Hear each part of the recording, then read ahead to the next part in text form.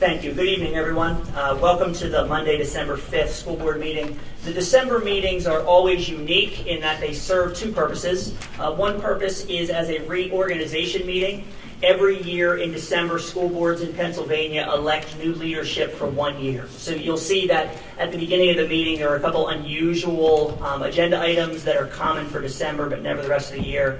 There will be a temporary president who will facilitate the very beginning, and then there will be a president and a vice president elected from among the board members that will serve for the calendar year from December until we do this again next December. Once that election is over, the meeting will look very, very similar to the pieces that have been there from that standpoint. I do want to indicate that Mrs. Cullen is participating by phone. Mrs. Cullen, I believe that you wanted to make a statement as the meeting began. Is that true? Yes, please.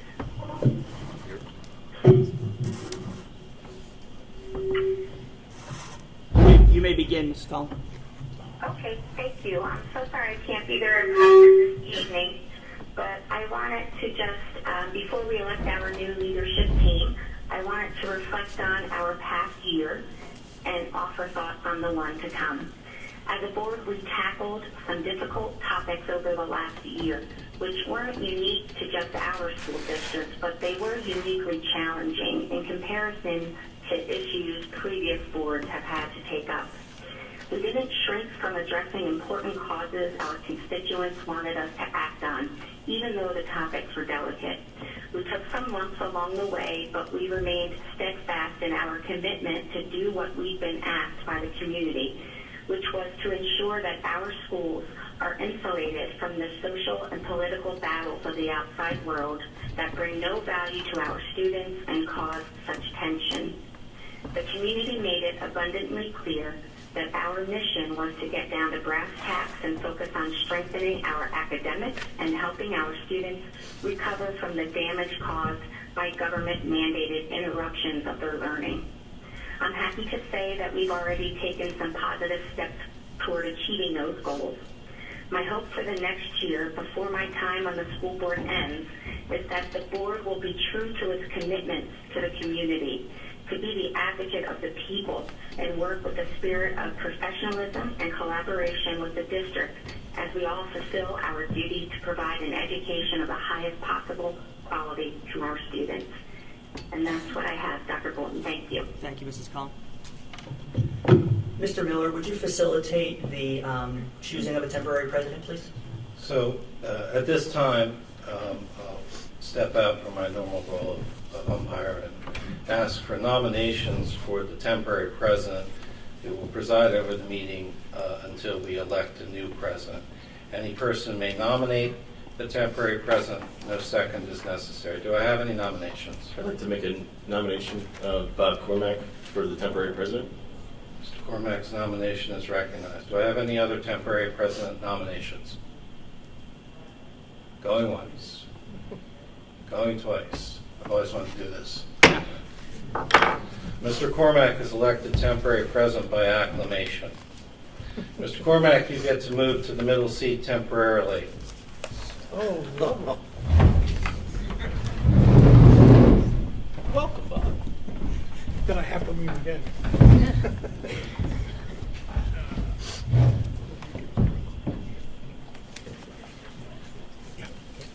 Thank you.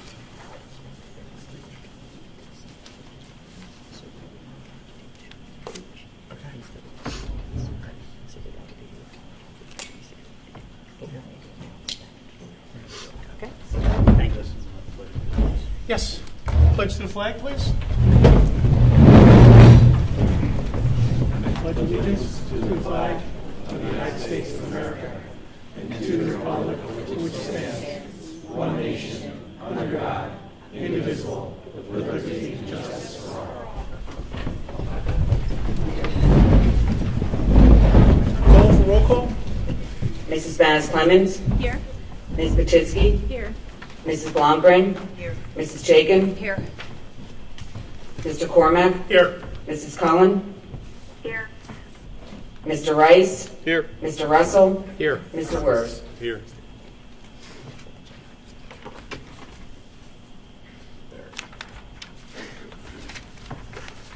It's This is new for me, so bear with me.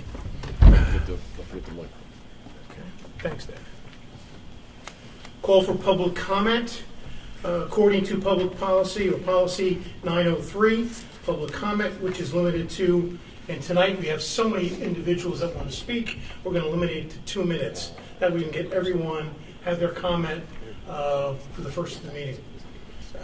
2 minutes will be directed to presiding officer rather than individual board members, district employees, or members of the public. For confidentiality and privacy rights, specific comments regarding particular individuals must be communicated privately to the school board and to the superintendent via email at psdschoolboard@pembridge.org. First On our list.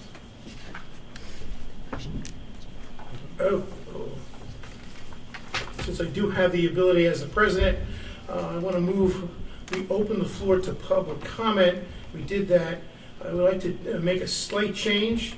Policy 217 was moved to the board meeting of the majority of the board members for a second read. The president removed it from the agenda and refused to post it. Board members have asked to have the chart publicly posted on the website for the community. The president blocked that as well. A motion will include the original chart that reduced the social studies credits from 3, with only language in the chart saying 3 credits required. This would leave 3 required courses in place that would open the 4th credit of a choice under the social studies umbrella to all of the content areas within the student's individual pathways. The current 3 required courses are Early American History, Modern American History, and World History. The chart does not specify the courses. This is the policy change that moves it to 3. The content will be moved to the next curriculum meeting to determine a long-term breakdown.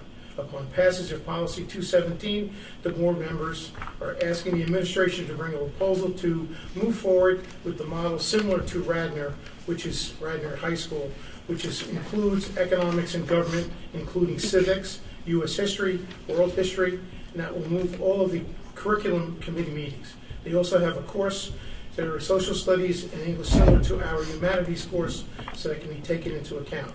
The second clarification deals with 1605 on the school board, on the school code, which permits students to take up to 1 credit of personal financing and apply it to within their math, business, or CSF activities, or social study credits.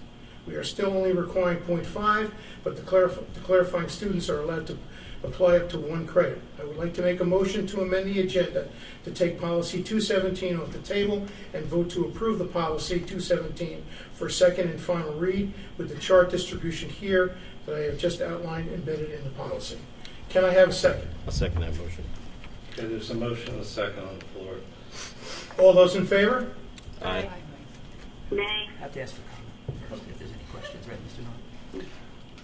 There can be comment if sorry, I keep turning off my microphone. There can be comment prior to the vote, so the board can take comment at this time.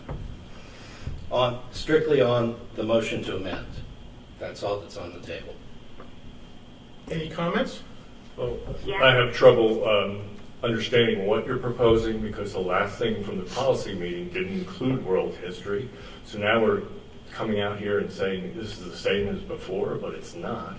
And now we're going to rush it through on a second read and slam it down everybody's throats without discussing this. I don't understand this motion. This is ridiculous. This is not fair to the people out here.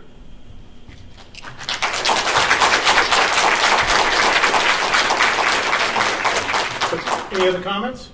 I'd like to make a comment. Oh, go ahead, Mrs. Cullen. Go ahead, Mrs. Collins. I do want to clarify that the reason that that policy was removed from the agenda is because, as Ron just said, that was the appropriate action given that the policy that was presented at the policy committee meeting on November 7th was advanced to the board vote, but that was presented on November 7th is different from what is now being presented, and simply posting the chart for the public would not have constituted enough notice and discussion of the item, so it had to be removed. I also want to point out and redirect everyone to the October 24th and the President's report, wherein we outlined 6 different options that people would like to have considered. The option being now, presented tonight is something that was on that list, and we had ample opportunity, we could have had ample opportunity to discuss it if the majority members would have allowed that discussion. So I just want to make that clear that this is something that was out there, willing to be discussed, but that discussion was not permitted to be had. So just wanted to clarify. Thank you. Any other comments?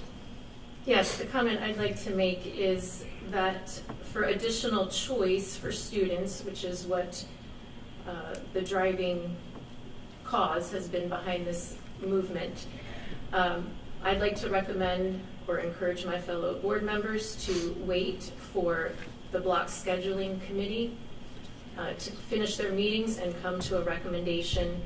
Block scheduling will open significantly more choice than reducing social studies credit by 1 credit. Any other comments? So, Mr. Cormack, if I understand correctly, you're amending the agenda at section 17, the policy section, to add a vote on policy 217 as a second read. Anyone voting in the affirmative to amend the agenda is voting to add it there as a second read, and to pass it this evening. Anyone voting in the negative is voting against that. Is that correct, sir? That is correct, sir. Okay. I think that Roll call, please. I was just going to say that, Mr. Wertz. Thank you. I think a roll call is advisable. Mr. Miller, is this really 2 motions because currently policy 217 is tabled? Will there have to technically be another motion to untable it? What I heard was this is a motion to take it off the table and to pass it, and you can do it Do that that way. Perfect. Yeah. Thank you. Mrs. Vance Clemens, Yes. Ms. Batisky, No. Mrs. Blomgren, Yes. Mrs. Chaikin, Yes. Yes. Mr. Cormack, Yes. Mrs. Cullen, No. Mr. Russell, No. Mr. Rice, Yes. Mr. Wers. No. The agenda is so amended. And are we then going to proceed to public comment? Yes, sir. We're going to look at this as doing it from 2 ways. We'll call the first individual up, and we'll call the second individual to wait so he can move forward with the meeting. Yes, sorry for that. We do have 2 minutes per each comment, so I would appreciate that. First up is Holly Pollock. Please state your name and your address, please. And Tom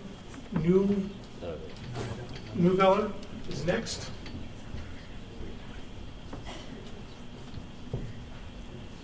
Hi, I'm Holly Pollock, president of the Penridge Education Association. I would like to address lowering graduation standards by reducing the number of required credits in social studies.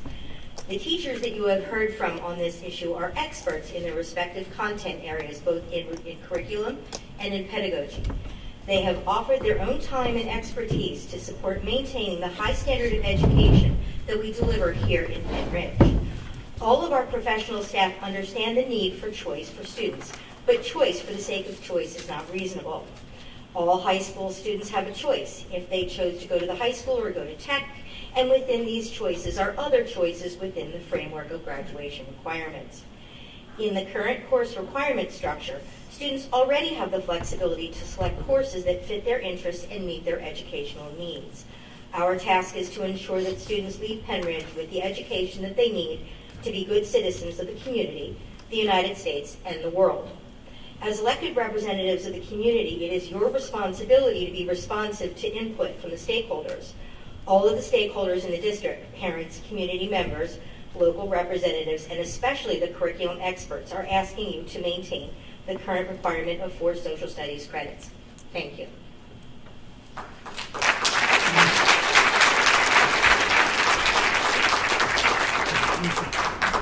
Lucy Chelton will be up next. Good curveball on dropping us from 3 to 2 minutes. Sorry about that. Tom Monteviller, Health and Physical Education. live in East Rock Hill. Let's talk about health. If you have good physical health, you're fortunate.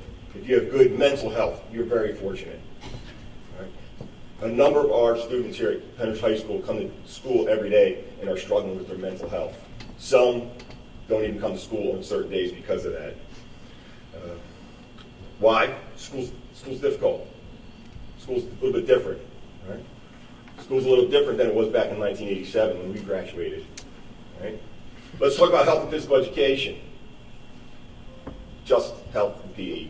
Some of us refer to it just as health, just PE. Sometimes we're looked down upon or frowned upon because it's just PE.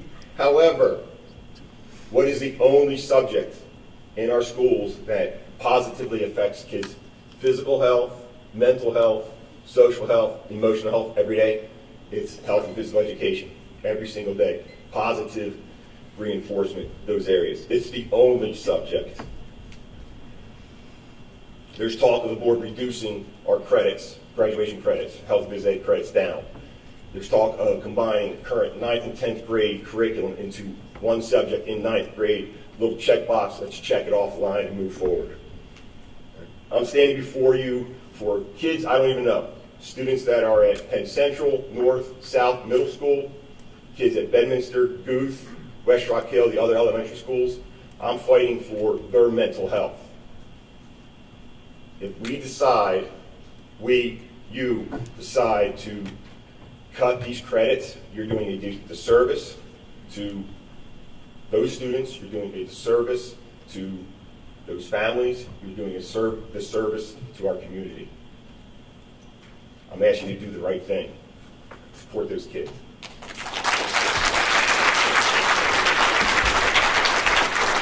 Up next will be Robin Reed. No, you're still up. You're still up. You're fine. You're The fine. next You're one. up, it's just making it Sorry about official. that. No, No, no. it's okay. Lucy Shelton, Sellersville Borough, current 10th grader at Penridge High School.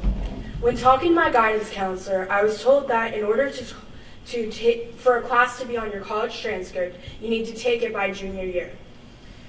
If we are going on your proposed policy that you have put forth while still maintaining the credit amount recommended by the high school, the only time I or my fellow students would be able to take this world history class would be senior year.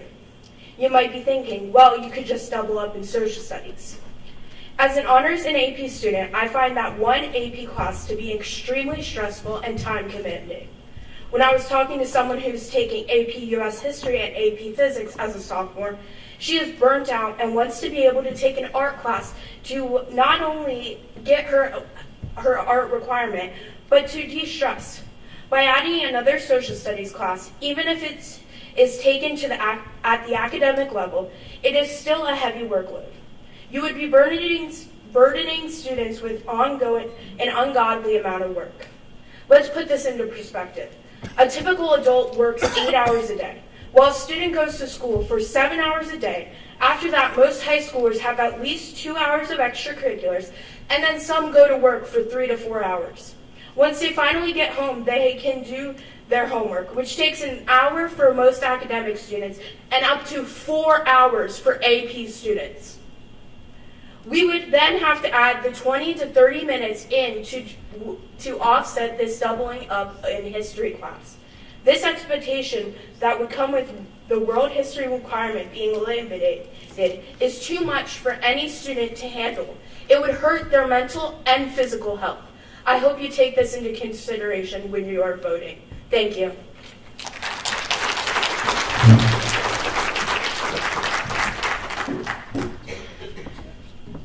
Robin Reed, Percy Borough.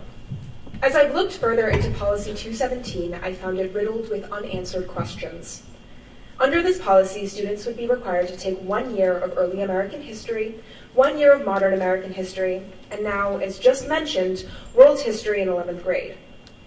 With American history set up in this way, it seems students would be unable to take APUSH in 10th grade, maybe AP World in 11th grade, though they'd be left unprepared with no prerequisite. This would leave a student's senior year to choose between AP US History, AP Government, AP Psych, and AP European History. They might have room for 2 if they're lucky, but this poses a huge problem, which comes in the form of higher education. Although some students choose not to go to college, Penridge's website says that 84% of Penridge students choose to pursue higher education. This cannot be dismissed or left out of the conversation because of that 16% that don't choose this pathway. With your proposed model of social studies requirements, seniors applying to college won't have adequate opportunity to complete a single social science-based AP class before they apply to college. I can speak firsthand to the stress and rigor that comes with this process and the stress that my friends and I have felt. Penridge's superior history program and its teachers has assured me that I am a strong applicant and I feel prepared to take this next step. Another point I'd like to bring forward is that you're hearing from students against this change. You haven't heard from a single student for it. No tech school students have spoken. Students from band and orchestra have spoken against this change. We are the group this will affect. We are adamantly against it. I implore you to treat students in the listed programs not as scapegoats for your agendas. If you're going to push this through, take some accountability and don't blame my friends. Thank you.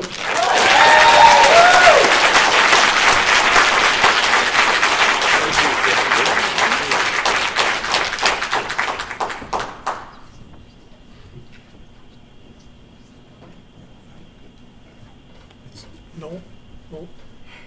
Hi, I'm Noelle White from Sellersville. Currently, I'm a senior taking AP European History. Last year, I took AP World History, and before that, I took 2 years of U.S. History. So far, everything that I've learned and the manner which I learned it has only benefited me. The current history curriculums have made history enjoyable as well as understandable. I don't think that any good can come from removing a history credit requirement, despite what anyone here tonight may believe. If the plan is to change around the curriculum to cram students' heads with knowledge of U.S. history in a shorter time span and leave out some of the most important parts of world history, what exactly is being achieved other than denying your students the right to learn about the past as well as learn about what is happening in the world around them in an efficient manner? You are actively harming Penridge students by forcing them to intake more information at a faster rate than they may be prepared for. The way that the curriculum is set up right now provides students with the ability to digest their information and allow them to properly learn about different cultures, religions, values, and philosophies that may not be taught otherwise. Information which you may see as unnecessary only serves to expand students' perspectives which are going to be needed in the real world. There is no reason to change the credit requirements when the current system in place is educating students, not hurting them. The baseline is that no matter what your intentions are, taking away a history credit requirement is going to send a message to the students at Penridge, to your children, that history is not important. This mindset, frankly, is ignorant and will only breed hate and prejudice in the community. Spanish philosopher George Santayana is credited with saying, "Those who cannot remember the past are condemned to repeat it." I am asking that the Penridge School Board will not be the ones who allow that to happen. Thank you.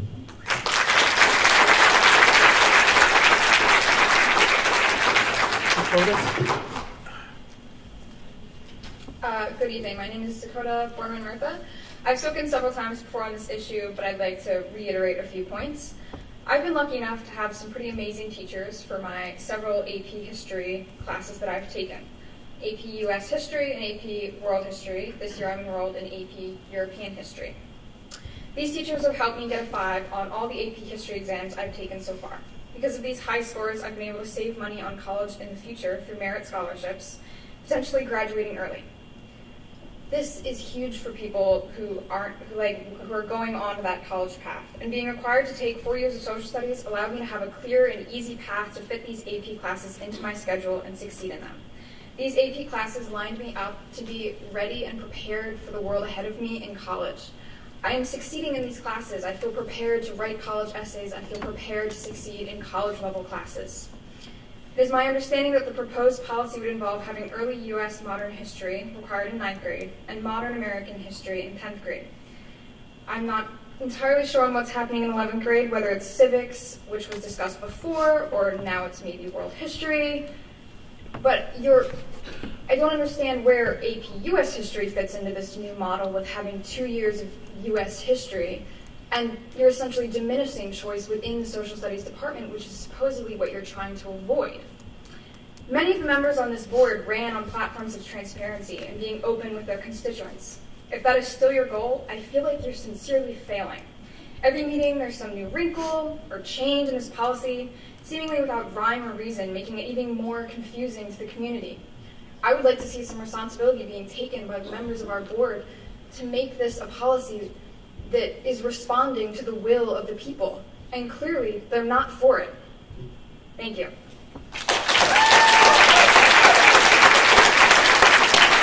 Tom Murphy.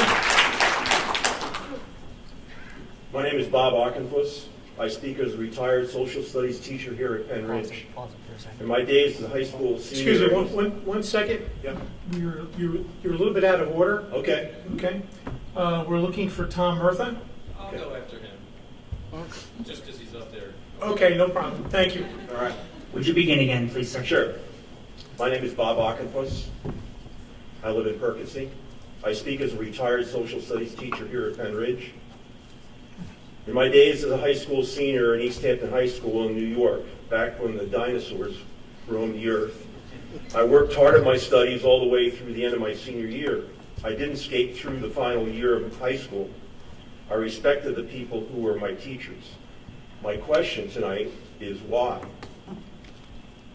Is student choice of courses really the issue, or is there some other hidden agenda going on here concerning social studies?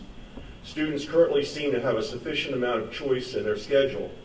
Is it true that over 500 seniors already have late arrival or early release? If the social studies requirement is decreased, doesn't the evidence show that students will most probably take another study hall, which will allow them to arrive even later or leave earlier? In addition, at this time, isn't Penn Ridge exploring moving to block scheduling, which would increase the total class periods available to students from 28 to 32? This means that students would have 4 additional class periods to fill in their schedule. Would the minimum requirement of 24 to graduate correspondingly also be changed? That scenario would mean students would have the option to avoid coming to school their senior year for most of the day and for some the entire day. At the present, students don't seem to be complaining that they aren't getting classes they want for their desired career pathway. They already have so much choice in their schedule, they are filling their schedules with classes. Our public schools are the bedrock foundation for the success of all citizens of our nation.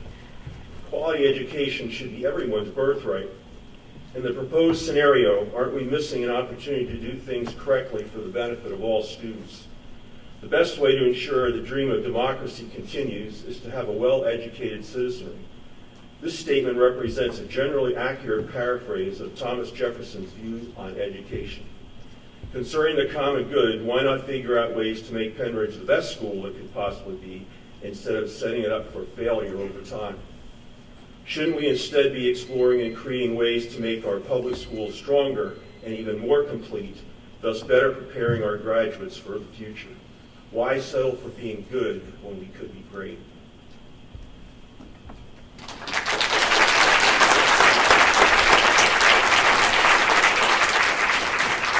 Mr. Murtha. Next up is Mike Dotussis. Thank you. Tom Murtha, Hilltown Township. Here we are again, talking about the same thing yet again. And there's really nothing new for me to say except that it's still very interesting that there's not been a single member of the community to come to any of these meetings to support any of what you're trying to ram down our throats. But here we are again. And I guess just as this process has dragged on and there has been a lack of involvement of the actual stakeholders, except for the people on the stage, maybe it's time to leave the curriculum to the professional educators and not the average politicians. Thank you.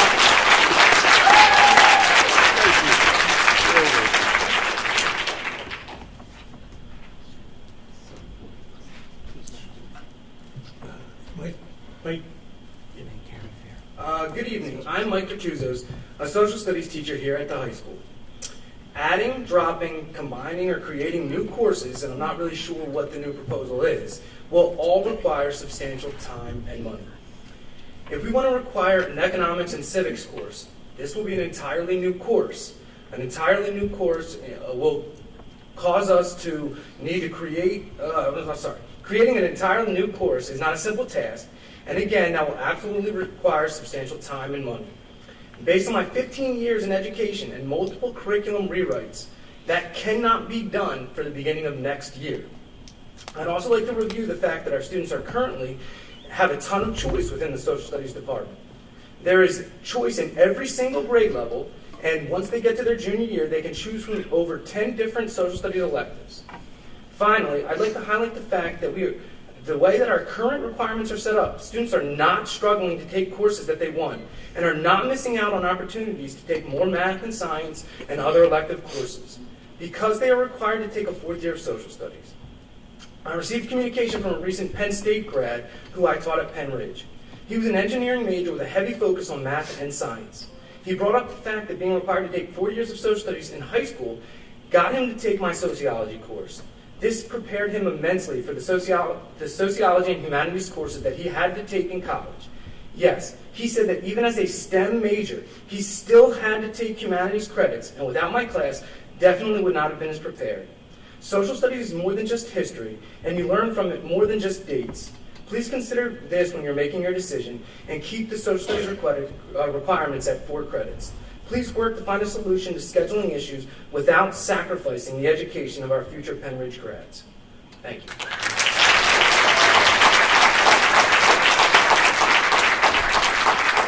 Karen Fetter. Up next after that would be Stephen Nash.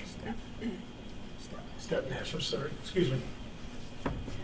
Karen Fair, high school social studies teacher. I want to thank the board for taking the time to listen to all the public comments. I would like to address the article published over the weekend by a board member. There are several concerns I have with this article. My first concern with the publication is, quote, giving students autonomy over their education for 1 year out of their 13 to design their own pathways with the support of their guidance counselors and parents is not unreasonable, end quote. Correct. This isn't unreasonable, and this is exactly what we do. Students have 18 credits of electives to choose from, and 12 of those electives are completely open to them to choose whatever they want. Many juniors have at least 2.5 credits available outside their core courses, while many seniors can have up to 5 free periods in their day. These available spaces can equate to up to 15 different classes. This flexibility in spaces gives our students a great deal of autonomy over their pathway and education throughout their time at Penn Ridge. My next concern, quote, this may be students' only opportunity to play in the band, learn woodworking, sewing, or graphic design, end quote. This is completely untrue. Students taking a 4th year of social studies are not prevented in taking band. Band students take band every year and still have room in their schedule to take a 4th year of social studies and take other electives they want. Band members have spoken in public comment on how they appreciate their social studies classes and don't want the credits to be decreased. My last concern, quote, looking at the data, our requirements are not consistent with admissions for colleges and universities, most states, or the top-ranked districts in the state, end quote. The definition of consistent is compatible with or in agreement with something. If many colleges require 2 to 3 social studies credits to apply, we are in agreement with that, requiring 4. Students are going above and beyond the class minimum to apply to a college. It's a great model to uphold in our surrounding school districts. As a teacher in this district whose subject educates our students on their society and community at large, I support maintaining the 4 credits of social studies. Thank you.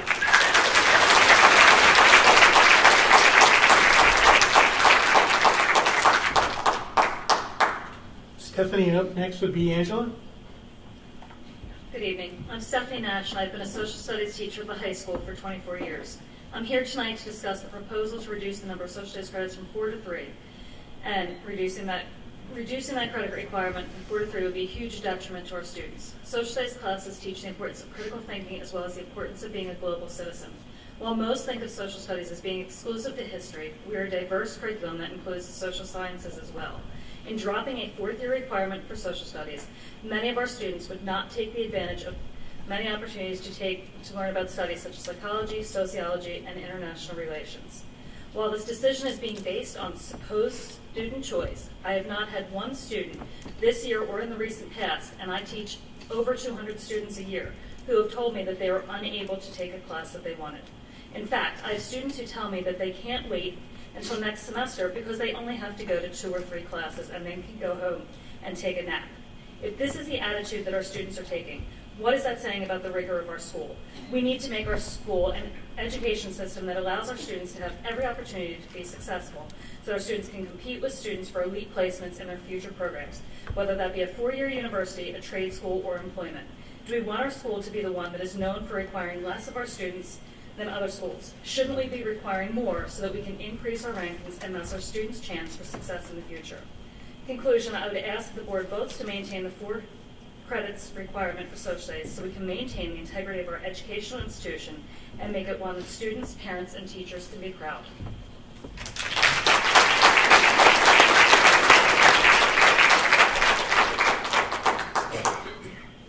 Angela, thank you.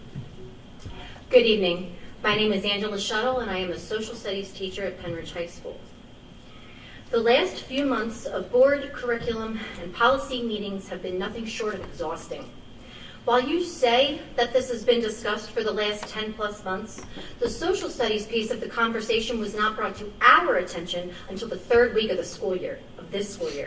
So here we are, optimistic and excited to start a new school year, and all of a sudden now we need to go to war for our content, and more importantly for our students. We are angry, we are frustrated, but most of all, we are tired. We are tired of having to fight members of a school board who have openly, publicly, and repeatedly undermined the expertise and recommendations of the experts, the teachers, the administrators, and most surprisingly,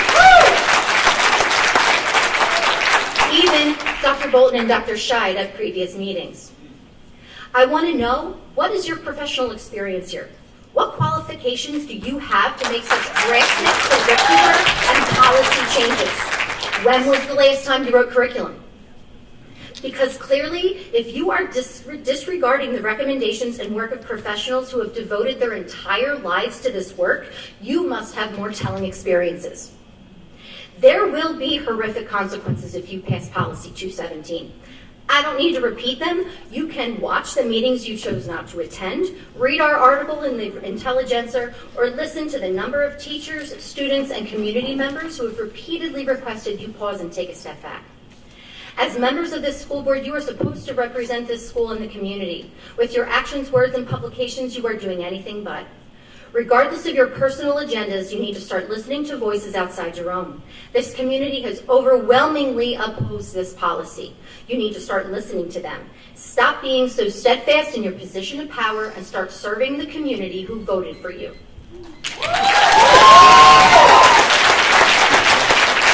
I have more to say, but I will respect your decision at 2 minutes. Thank you.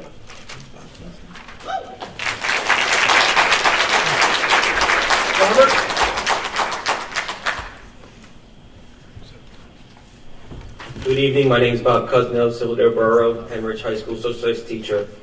I'd like to address the article that was published over the weekend by a board member and add some comments to my colleague, Mrs. Fair. I'd like to make it clear I'm here to speak to the community because I'm afraid that some board members may repeat the same inaccuracies and misleading statements here tonight that were published in this article. First, this board member said in their publication, quote, 24 credits required, so whether 3 or 4 are social studies, students have to take a course, not a study hall. This is not true. Students have to take 7 classes per year. By the time students are finished their junior year, many have between 19 and 21 credits. Most students will have between 25 and 28 credits when they graduate. Therefore, some students only need 24. Since students only need 24 to graduate, they won't have to take another class because most students have enough space in their schedule to take a study hall. Even if students take a study hall as a sophomore, junior, and a senior, they still are above the minimum requirement and can take a study hall. They don't have to take a class. All evidence indicates that this is exactly what most seniors will do. The overwhelming majority of our seniors have late arrival, lunch release, or early release. The evidence shows that they won't take courses their senior year. They will take a study hall. Something else that was said in the publication was, quote, the renewal process has included an analysis of how it fits student pathways, state requirements, college admissions, business and industry, and what top-ranking schools are doing, etc., end quote. There are several problems with this statement, and not only is this information wrong, but it is also offensive. First, this board member provides no evidence to back up this claim. The reason she provides no evidence to back up this claim is because there's no way for her to know this, because she was not involved at the ground level in the renewal process. How would she know what was considered or what was not considered? I was part of the curriculum Thank you, Mr. Kuznetsov. It's 2 minutes for everyone. Thank you.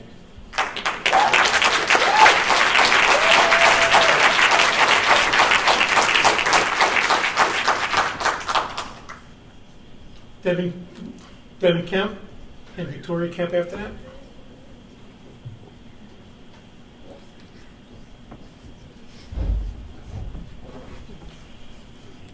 David Kemp. I'm from East Rock Hill, Greetings School Board. This is not my first time speaking to you. In fact, it isn't the first time for a lot of folks here. When trying to determine what to say here, it occurred to me that there's nothing I can say that you haven't already heard, but since it was a month ago, allow me to remind you some of the things we've already said on October 24th. During public comment, an anonymous student created a petition that found that in her data, 76% of the 193 signees were going into science-based careers, yet continued to oppose the decision of the removal of the requirement of a world history curriculum. Another anonymous student brought to herself as an example of even how the direct audience intended for this decision does not support the decision. There should be indeed more room for the sciences, but not at the expense of such a vital class. An anonymous teacher expresses that based on previous requirement removals, rather than enabling students to specialize in their education, it instead enables them to have fewer classes. And another anonymous teacher explained that if you ignore the very people this decision affects most, showing that no teachers are being represented by the actions of the school board. Now, I could go on and talk about how everything each person said in one meeting, but I'd be here all day. So here's a list of people who spoke on 24th in support of the change.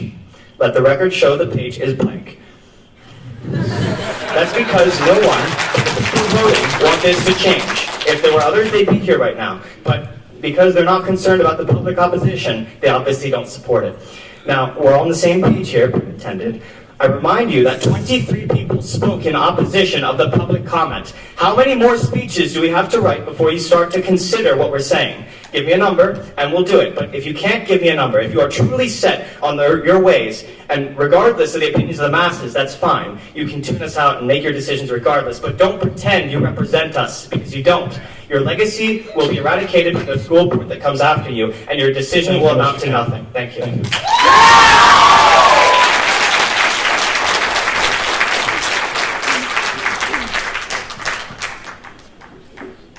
Victoria Kemp, I'm his mother. And I simply wanted to say that I'd like to support my son and these students. I think it's fabulous that they are very forthright and say these, to come to you every time. And they're very interested in making sure that this is stopped. I do think that as a taxpayer and a voting member of the community, that the points against this this proposal, I think it's just gotten very muddied. I think that it needs to be vetoed right now, and I think that this should be reevaluated and something that should be looked at in a different light. You can always come back and look at it again, but I think at this point, I think the way it's presented and all of the information that's presented with it, I think that it's just against the community, and I don't think that this is something that should be crammed down somebody's throat.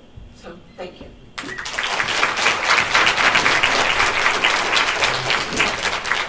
Daniel Nato and Carissa McDonald after that.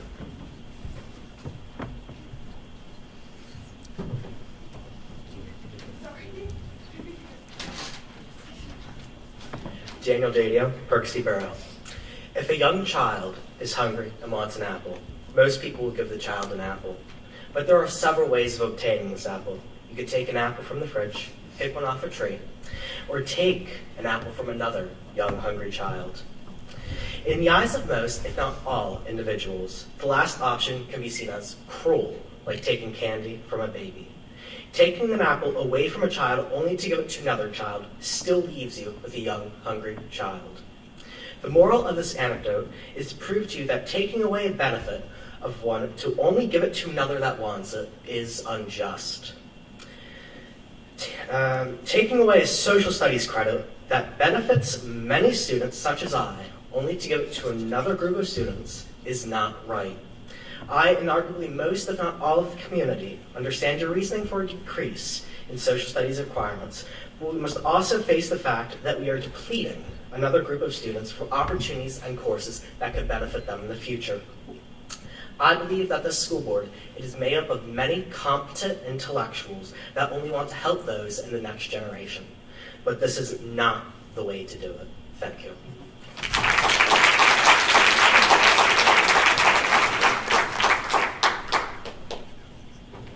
Carissa McDonald, Penridge High School senior. One of the most profound skills I've learned throughout my education is to identify trends, the continuities, developments, and changes over time that often provide insight into how life once was like. These trends are most importantly a pathway to understanding what the world may be like for future generations. Everyone in this room is in unison over this idea. We want the best for our future.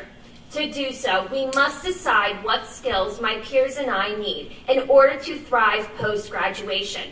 Here is where the debate lies. How do we mold students into well-rounded, ambitious individuals? Thus, we look to these trends, and I ask, what in Penridge history has indicated over the years that a change this radical is necessary? In a few months, I will graduate, and when I walk across that stage, I will know I have received an education that broadened my outlook on the world and cultures that surround me. And I will think about those trends and realize that there is no perfect Penridge students, but there will become, after tonight, a new era of students inept with the knowledge and perspectives to solve current and future problems, inept with history. I do not need to reiterate the staunchly negative impacts of this change and the benefits of 4 years of history. Each individual voice has shown on its own. I am asking that you all look back at those trends throughout our Penridge history and the histories of other Pennsylvania schools. There is a reason 4 years is required. And I leave you with these questions. How many more hundreds of petition signatures? How many more students, faculty members, and community members speaking out? How many more reasons that this change will have a detrimental impact to our community? Thank you.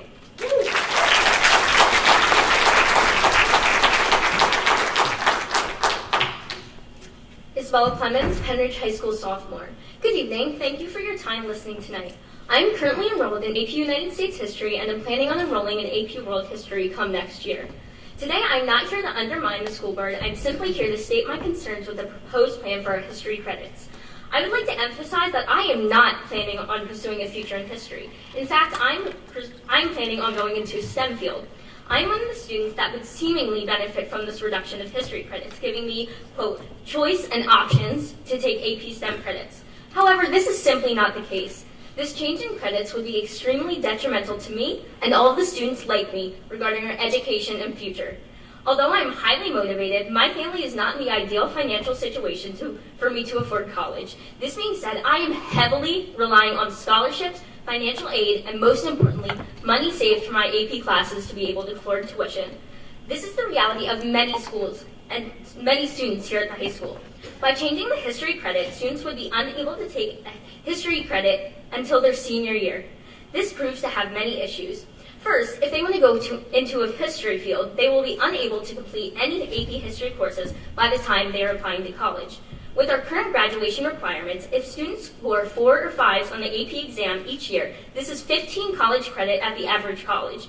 The average college credit is around $1,000 each. So by taking away these options and limiting them to senior year, you are costing the student up to $9,000, if not all $15,000.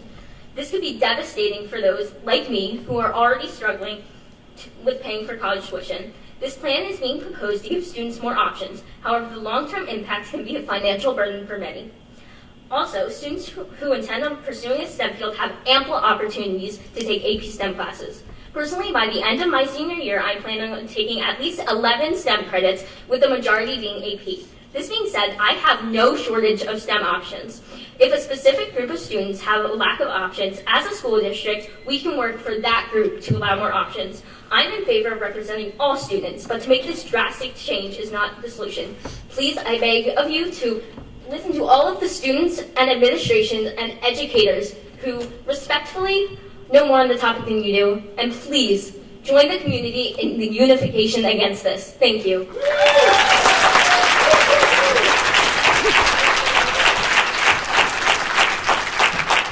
Is Matto, and after that is Dave Badillion.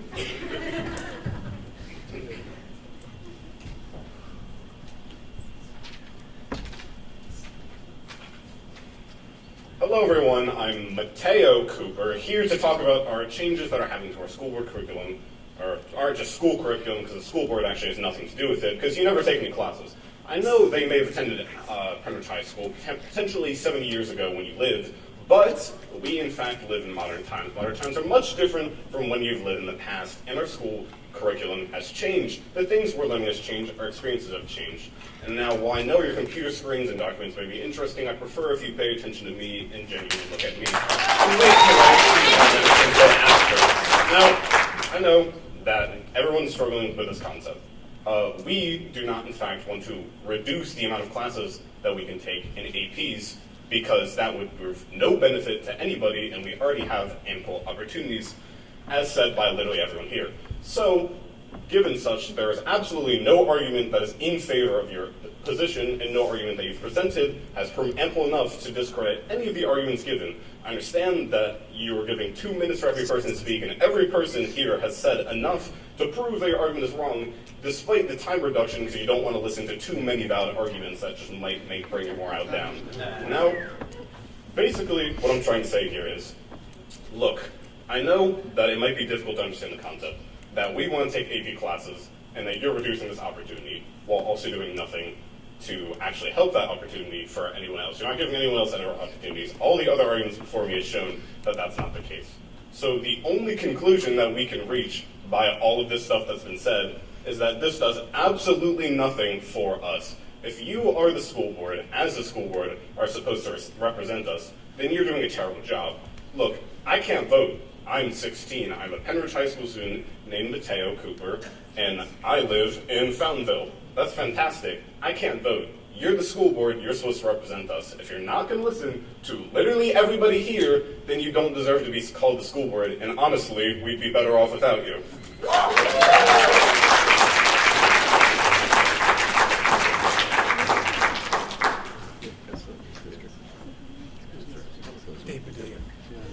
David Dilling, Percy Borough. I'm not here to further exacerbate an already emotionally charged situation. Obviously, there's been a lot of feedback already, great comments about concerns.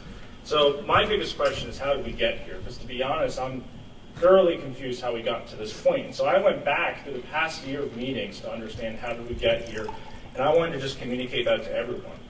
So back in February, as early as I can see, is that grad requirements was first brought up. And social studies was not even part of the changes. And all through February, March, April, May, June, only one board member brought up the concerns about social studies. And it's the same board member that posted the article this weekend. And it wasn't until all the way until August that some board members started to even consider it. And even then, at that point, when there was a move to push this new policy to first read, many of you said you were on the fence.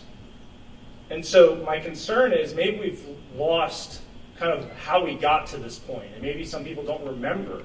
But the reality is there was only one person who brought up this concern, and nobody else shared that concern until that person kept pressing and pressing and pressing. And so I'm going to quote a board member who is now in favor of this back in May. Students do receive a lot of choice, even in high school, within the classes and within the required social studies, science, math. There are so many choices that students get to choose. And that was at a time that this board voted 7-2 to move the original policy to first read. And so I think you need to take a step back, because the majority of you weren't even supportive of this, and there was really only one board member pushing. And so you have a lot of community members that are concerned, teachers, admin has never recommended this. And so I'm not here to attack anybody. I don't necessarily support that, but I think you need to take a step back. And I don't think that, given the history, it makes sense to just blast this through.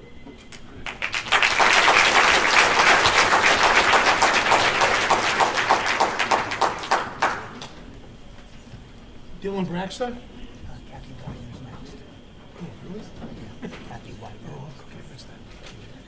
Cheers. Thanks, Kathy. My name is Kathy Widener. I'm an East Rock Hill resident.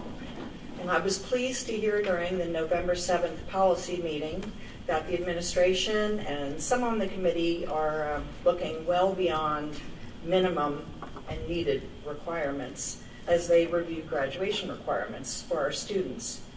And consideration of what other well-performing schools and neighboring schools set for their students for graduation was reflected as well in some of those comments, which I appreciate. And also in terms of a general support for maintaining 4 social studies credits as a minimum for graduation. We certainly all want our young people who are looking to continue an academic path on solid footing with their peers from other schools and having foundational courses like world history on their transcripts that not only clearly meet state requirements but show an ability to face academic rigor is, I believe, and I hear many, in their best interests. While during that meeting there seemed no clear understanding of why the previous educational leaders in our district set the requirements at 4 credits for social studies, I think, one can only assume that it was reflective of how much important content there is in the included subject areas, such as civics, economics, and the histories. Students, regardless of their eventual career path, need to understand issues confronting our nations. They need to know why our constitutional republic was created and why we are seen by many as a shining city on the hill. And it's very important for our students as well to know how to engage and improve and protect this great experiment. Many students change their minds after high school about their career paths, and for that, many reasons, I think you should step back from reviewing social studies requirements and really put some great emphasis on world history and making that available to all. Thank you.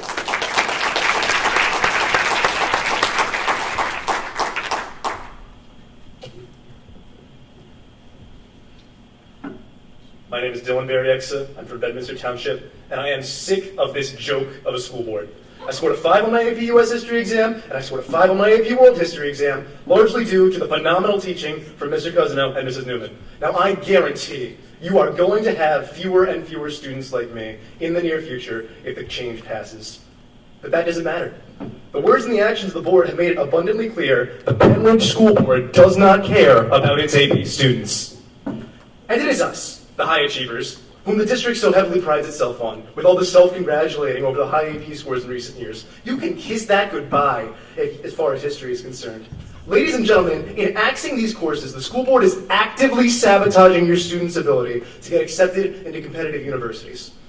How dare you? But like I said, folks, those voting yes tonight do not care about your children's success. It has also, unsurprisingly, largely been AP students showing up time and again to protest this asinine credit proposal. Why? Because we care. And because we know better than to let this happen. Most of us, we're seniors. We have no horse in this race, and yet we continue to fight because we know that what we are fighting for is best for all Penridge students.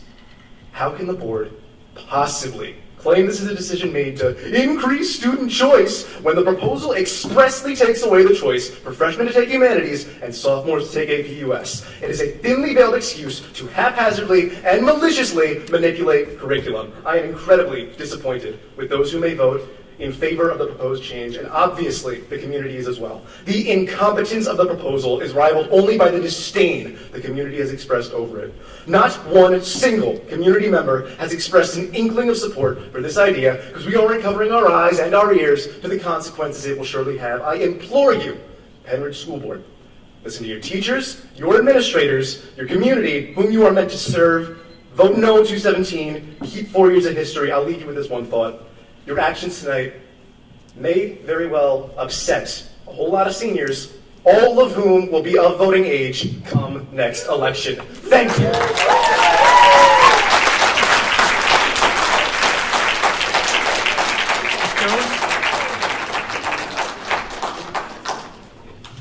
Michaela Jones, Percy Borough. Good evening, school board members. My name is Michaela Jones, and I'm a sophomore here at Penridge, who is strongly against this new policy. I'm currently taking AP US History and hope to take more APs in the future, but due to this curriculum change, that won't be possible. When I first learned about the credit change, I was in my AP class, and to say the least, many students in my class were upset. If the board makes these changes, the trajectory of my future college applications will be negatively affected. I beg you, please reconsider. Thank you.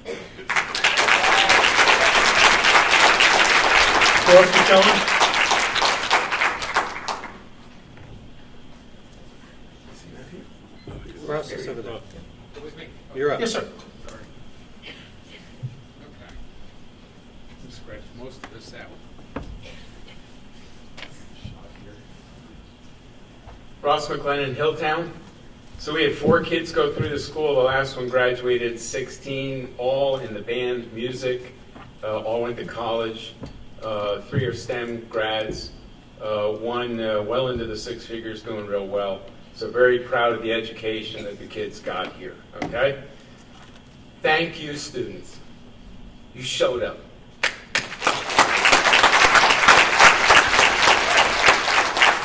Okay, on to, I've scratched most of this out. So, okay, well here.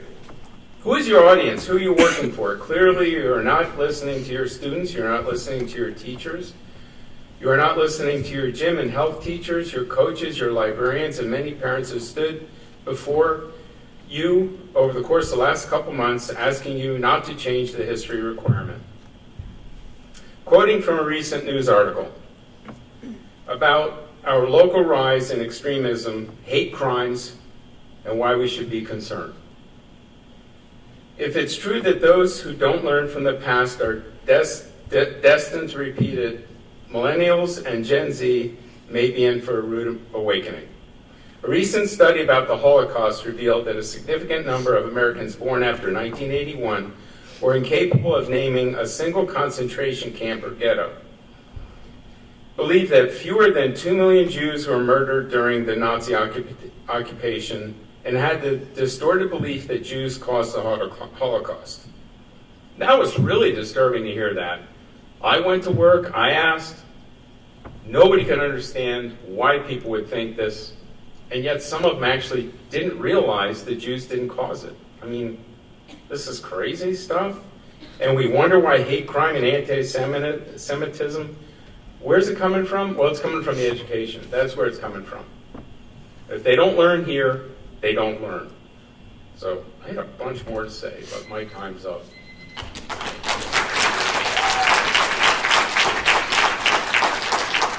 Linda Hunter? Ms. Hunter?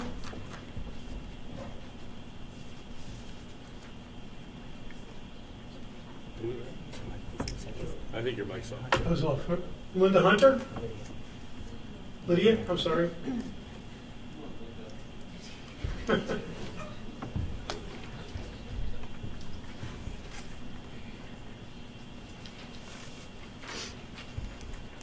evening. Lydia Raymer Hunter, Percy Borough. I have 3 elementary age children in our schools, and I also teach math here at the high school. As a parent, I am so grateful for the amazing teachers we have in this district. I am grateful for the teachers who have come to the school board meeting tonight, for those who spoke at the meeting in October, and for those who attended the many committee and board meetings before that. I'm grateful for the social studies teachers and the health and PE teachers who have continued to advocate for the courses in their departments. I'm grateful for the teachers in other subject areas who have spoken about the ways social studies impacts all of us. Thank you for showing up and speaking out in support of high academic standards for all of our students. Thank you, too, to the teachers who could not be here tonight, but have worked in other ways to support and advocate for rigorous social studies requirements. As a parent, I appreciate your dedication to our district and to our students. I ask the board to listen to the teachers and administrators, and the students as well, who are unified in their recommendation to the board. It is in the best interest of our students and our district to maintain the 4-credit social studies requirement. Thank you.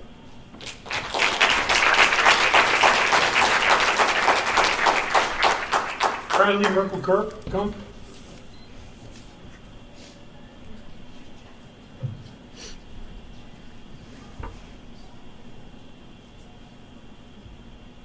Good evening. Bradley Marklegump. I live in Percy Borough. I have 2 children here in the district. I came here to speak tonight, but I don't think I can say it better than the students who have already spoken and the teachers that have already come out to speak to you today. So really, just for a moment, let's appreciate the testament to the strength of the program that social studies this district is currently offering. I want to come out tonight to oppose this decision, both to eliminate a social studies credit as well as to further erode our school's health and PE program. It sets our students and our community back. It takes a moment away from them. And it doesn't lead to them being prepared to participate in this world, to participate in our community, and to participate in the democratic republic. Social studies is vital. PE is vital. They encourage critical thinking. They give our students an opportunity to move throughout their day. They give our opportunities for our students to learn, to have social equalizers, to get outside of their own thoughts, to have mirrors and windows, both of their own life and to the lives of others around them. I also wish to remind you today, you have a pretty clear, obvious speaking from your community that's going on here. I remind my students on a frequent basis that it is the job of public servants, first and foremost, to be servants of the public will. And I would like to encourage you all tonight to notice that the public is letting you know what their will is, and to encourage you to follow it. Thank you.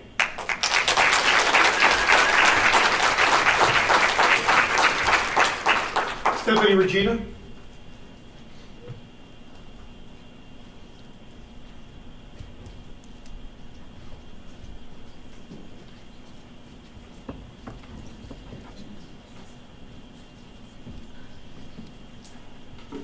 Stephanie Regina, East Rockville Township.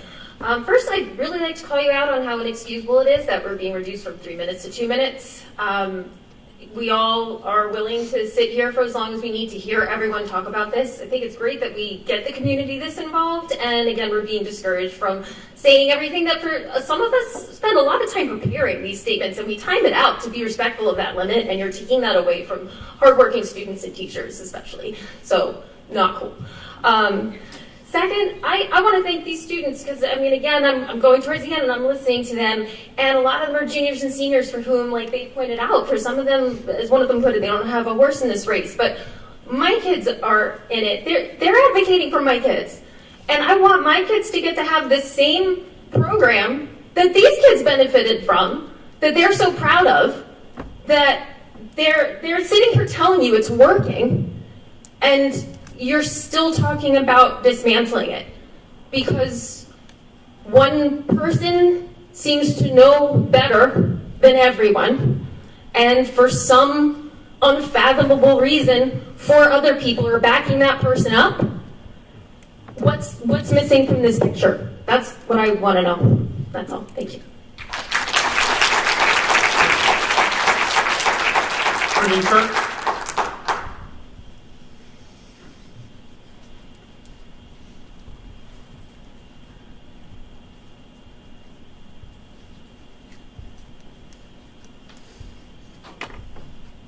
Brendan Kirk, East Rockville Township. I heard a student earlier say that we had not heard from any tech students about this policy. I graduated from tech school. I am the student that this policy is supposed to give more choice. The decision to attend tech is difficult. It's a trade-off. I used my tech experience to gain an internship, college credits. I became a teacher's aide at college, all using the experience I gained from tech. What was also helpful, and that I couldn't have known at the time, was that I would work later for a company where I was going to be working on a daily basis with people from over 30 foreign countries every single day, and knowing a lot about their cultures and history from my world history courses allowed me to do so with a greater knowledge of where they were coming from. This is a bad policy. Everybody thinks this is a bad policy. You're not giving anybody any more choice. And, as was mentioned previously, this is supposed to be a public process. This has been anything but a public process. How is it that we have board members who claim to have not seen the full plan here, but some are willing to vote for it until much later in the process? What backroom politics have gone on that more than half of this board is willing to vote for something that supposedly had not been reviewed by the full board? What were you promised off the public record to vote for this? I think everyone deserves to know, especially the students in this community who you are destroying their education. And finally, you've mentioned Radnor several times. I think Penn Ridge should work to be more like Radnor. You could start by reviewing their DEI policy. Thank you.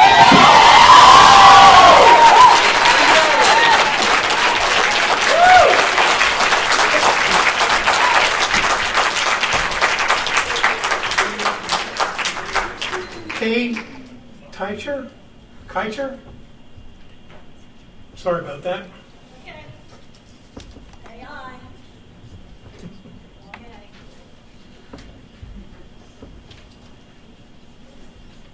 I'm Mrs. Karen Tasher. I live in Franconia Township, but I'm employed by the Penrith School District. So that's why I'm here. I am so glad there's been such a great turnout of students, teacher, community members, and that was one of the reasons I decided to come, because I was worried there wouldn't be enough people to speak. So I'm going to limit my time and just say, also my daughter is a recent graduate of our high school and colleges, and she's now a social studies teacher, and she was telling me how important it is to have the 4 credits, and she was very pleased to see what offerings they have right now at Penn Ridge High School. So I just wanted to leave it at that. Thank you.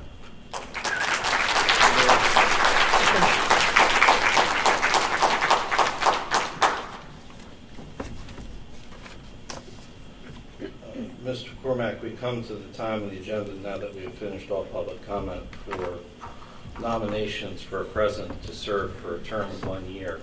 And I think it would be instructive to just go over the ground rules so that we could do this in an orderly fashion.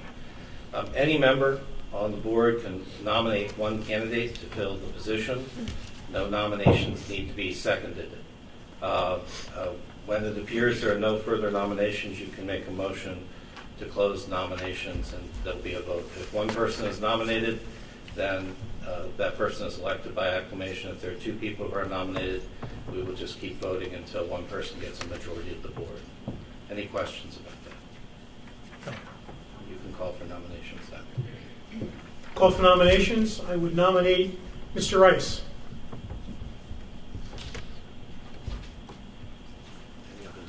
I'd like to nominate Jonathan Russell. Any other nominations? Hearing none? It would be in order to have a motion to close nominations. We'll make a motion. Need a second. I'll second. Okay. Can everyone just vote aye if they're going to close nominations? Aye. Aye. Okay. Nancy, can we have a roll call vote? Mr. Rice or Mr. Russell?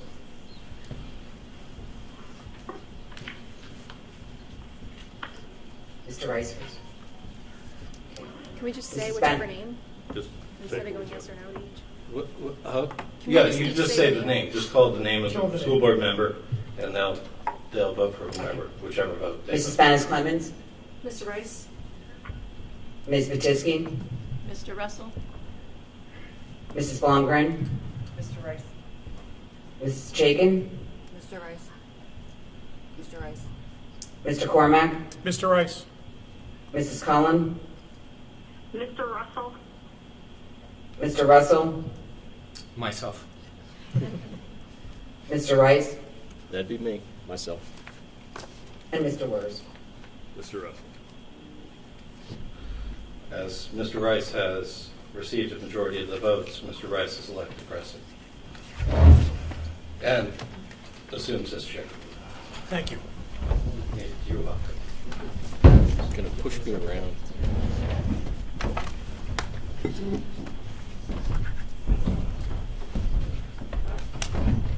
sit closer to you now.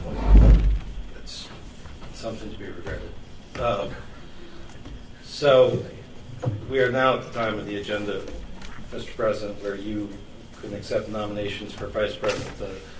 Both the motion and the process will be the same as the President, so it's appropriate to open nominations if you wish.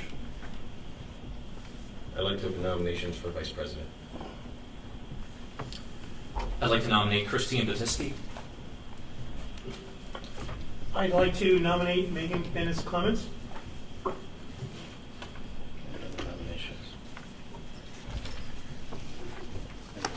Any other nominations? Can I have a motion to close the nomination, please? So moved. And a second. I'll second it. Motion and a second. Can we have a vote on closing nominations, please? Aye. Aye.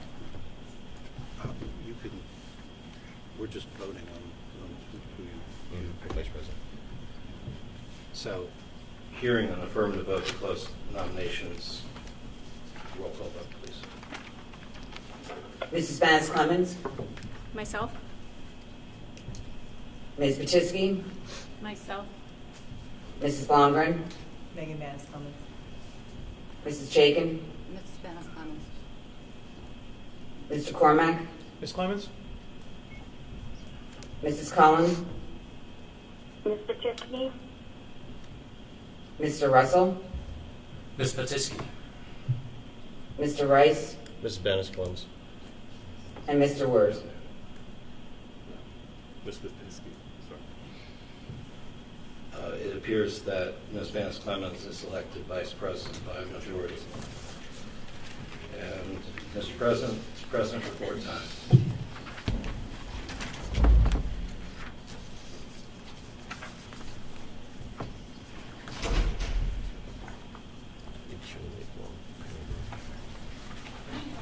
All right, President's report. I'd like to just take a moment to thank everybody for your vote of confidence to lead us well into a new year.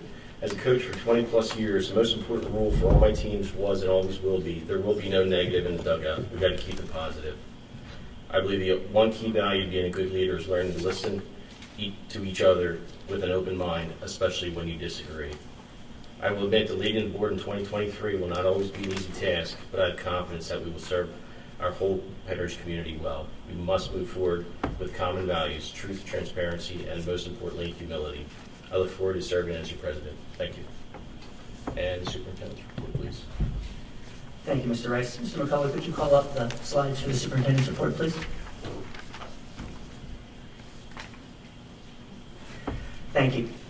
We're very excited tonight to announce 2 new communication initiatives. The first one is a great way to share, all of us, to share our Penridge stories. The Penridge School District welcomes you to share your PSD great with all of us. We've been hearing about these stories for years, and now we have a simple and centralized way for anyone to submit their stories. We've remodeled all of our school web pages and made a simple spot for everyone to click and fill out the Share Your PSD Great form. Each school website has a button, and you can also, as you see on the slides. Whether you've been inspired by someone in our schools, want to share how your school is doing something wonderful, how a teacher has made a difference in your life or the life of your child, we're encouraging you to share your story with us so that we can share it with our followers, our teachers and staff, our students, and our community. The button on the web page will take you to the form, or you can email Mr. Dave Thomas at dthomas@penridge.org. The second communication news is our Comcast cable channel. It's up and running. Those of you that have Comcast, you can go to channel 968. We're currently working with Verizon Fios to broadcast the same programming, and we're in expectation that that will be available in the spring of 2023.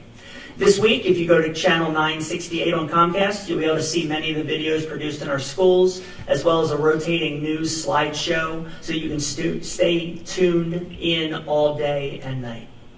Next, in November, we celebrated Veterans Day. 6th grade students from Penridge were part of a very special program on Veterans Day. They joined a packed auditorium at Palisades Middle School to celebrate our county's veterans. This was the 34th annual Upper Bucks County celebration, and was an hour-long program filled with education, patriotic songs, and most importantly, recognition and celebration of our nation's military heroes. The video from this patriotic event is now playing on our Ridge channel, both on the Comcast cable as well as YouTube. The fall season was amazing for our students. We'll be hosting many of these students in January to thank them personally, but I wanted to just make you aware of all of the things that happen in our fall sports and activities. First, the marching band, state champions.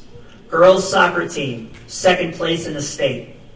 Boys soccer team, state quarterfinals with an All-American Shane Velez. Girls water polo, third in the state. Water polo coach Jacob Grant, co-coach of the year for the state of Pennsylvania. In cross country, Ashley Landis and Nora Ridding both were able to compete and represent Penridge in the state championship. Please come back in January so we can thank them in person.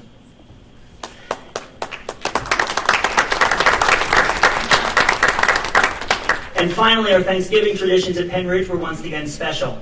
For 93 years, we have faced Quakertown in football, but it's much more than that.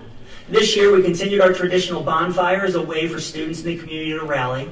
There was one final performance by our state champion marching band and a football game in front of thousands. Another great Penridge Thanksgiving. Next year, we'll get the win and bring the trophy back. I would like to thank and recognize a donation from an anonymous source of $5,389.35 to be used towards breakfast and lunch debt within the Penridge School District. We are thankful for this donation. Mr. Rice, that is the superintendent's report. Thank you. Next on to the student liaison report. Hello. I'm going to keep this short and simple because Dr. Bolton kind of stole most of my information. Sorry, I'll send you my report in advance next time. All right, so mostly we're going to talk about right now is Student Council. Student Council is currently starting to finalize the plans for the upcoming food can drive that we do every single year. We hope to further increase the amount we got last year by hopefully at least like 1.5. I don't remember the exact last year, but I know that we got a very decent amount, and we hope to at least get much higher into that. We also would like to, again, say great to our student athletes who were able to bring up the status of Penridge when it comes to athletics. And then the student body would like to thank all the parents, staff, and students who came tonight to speak about the topics that they chose. Thank you. Thank you. Moving on to the consent calendar. The approvals for consent. Motion to approve the consent calendar A through I. Could I get a motion? Make a motion? I made a motion, I'm sorry. I need a second. I'll second. My apologies. Thank you. Motion moved by myself and seconded by Mr. Cormack. Moving on to the committee reports. Oh, any questions or comments? Sorry. Jumping the gun. You'll get the hang of this. In the interest of all these wonderful people who came out here, I would like to change the agenda around and move policy up to right now so these kids can get out of here and get some sleep too. So, anybody, do we need to make a motion to do that, or how does it work? Well, we have a vote to approve the consent calendar on the floor now. Oh, sorry. So we got to delay that. Yeah, we got to take that vote. We already said activities, so. Yeah, sorry. But, so we just have a vote to approve the consent calendar, please. It's been moved and seconded. All those in favor? Aye. Aye. All those opposed? Motion carries. Now you're on. Okay. What I just said. Just in the interest of time, these meetings get very long. I appreciate everyone who came out here, and I know you're here for one thing, it's not necessarily activities or any of the other ones, for policy. So if we all agree, let's move that up, do that now, so these people who don't have to stay another hour listening to us talk. So I understand Mr. Wirtz is making a motion to amend the agenda to move to the policy section of the agenda at this time. It needs to be a second. I'll second. So motion and second on the floor to move the policy agenda to now. All those in favor would vote aye. All those opposed would vote nay. All those in favor? Aye. Aye. All those opposed? Nay. Nay. Of course. Do we need a roll call vote? Do we have a clear I only understanding? heard one nay. I heard 2 nays. Is it accurate there were 2 nays? Actually, Two the nays? agenda should go pretty quick, so I don't know. All right, so if there are 2 nays, then the majority approves. We'll move to the policy part of the agenda. Thank you.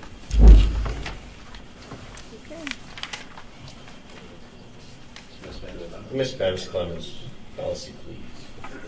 Okay, thank you. First, and I'm going to share my policy committee report, but as part of that, I want to address some of the questions and comments that were made regarding the one policy on the agenda. First of all,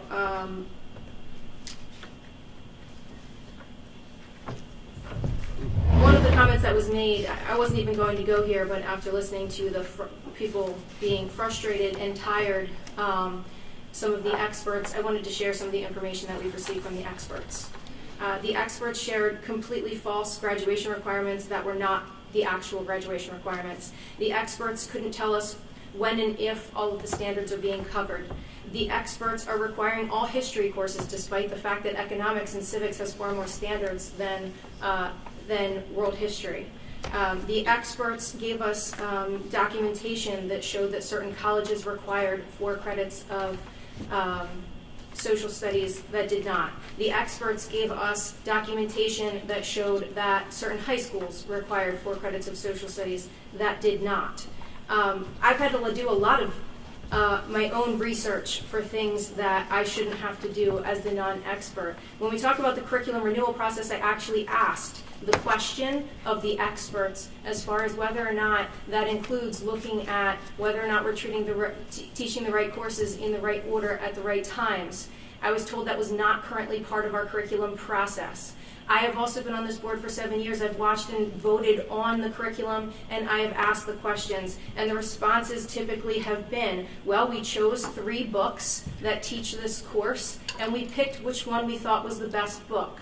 None of that said, I looked at all the courses out there to see which ones are the best courses to be teaching the kids in the right order, and developed curriculum appropriately. None of them said I looked at what schools rank what things in what order. The experts have recommended teaching certain standards and prioritizing certain standards over the ones that the state requires. I would think the state PDE is experts. The experts from PDE require computer software, FCS, arts and humanities, technology and engineering as required standards in the same category as social studies, in other words, as equal importance. Yet none of our students are required to meet any of those standards. The experts at PDE require us to do a graduation project. We're not doing that. So let's talk about experts and let's talk about what we should and shouldn't be doing. But I think what we're trying to do is move to a process where we're looking at all of these things. Mr. Words, you're out of order. You're rambling. You're just rambling on. Speak coherently. The comment about 24 credits and that students aren't required, they don't need to replace it with something else. They absolutely do. The fact that you're giving examples of students who take 26 or 27 credits and that those students don't need a 24th credit, that doesn't even make any sense. They still needed that 24th credit. The fact that they're already taking more than that, great. That's awesome. I just wanted to share now some of my report. But in fairness, I wanted to address some of those comments. The policy for graduation requirements has been discussed at monthly committee and board meetings for almost a year. In my 7 years serving on this board, we have spent more time discussing this policy than any other topic. Garnering the most attention is the proposed change, giving students the ability to choose which course they need for their individual pathways, instead of being required to take a 4th credit of social studies. 24 credits are required, so whether 3 or 4 are social studies, students still have to take a course to replace it. They cannot take study hall and only take 23 credits. Students currently have 3 credits of specific social studies courses: early American history, modern American history, and world history, and 1 credit of choice options for the 4th year to accommodate different pathways. By 12th, the idea would be that we would move that 4th credit to include things outside of social studies expanding it to those other content areas to meet student pathways. By 12th grade, students are becoming adults. We dictate their learning growing up, giving students autonomy over their education for 1 year out of 13 to design their own pathways with the support of their guidance counselors and parents is not unreasonable. Despite some of the comments here, those students can still take exactly what they've been taking. It's not a one-size-fits-all. There's no cost to letting students choose or a need to rewrite 7 years of curriculum, and students who want to continue to take the 4th social studies credit can. That being said, there may be some merit to adjusting curriculum for other reasons. The current organization of classes causes unnecessary redundancy and limited credits. Consideration was not given to whether we are teaching the right courses at the right times in the right order. The renewal process hasn't included an analysis of how it fits student pathways, state requirements, college admissions, business and industry, what top-ranking schools are doing, etc. In analyzing what top-ranking districts across the state are doing and the standards we need to cover under PDE, there is interest in having the administration bring a proposal to the board similar to the Radner model, which includes economics and government, including civics, American history, and world history. This balance more appropriately addresses the full social studies content our students need to be successful. Those specifics will be presented and discussed at future curriculum committee meetings. This current vote is on the policy itself, which addresses the number of credits required, which was also the original document that was sent, the original proposal that was voted on that had 3 social studies credits without the specific list in there, which all board members had seen and has been distributed.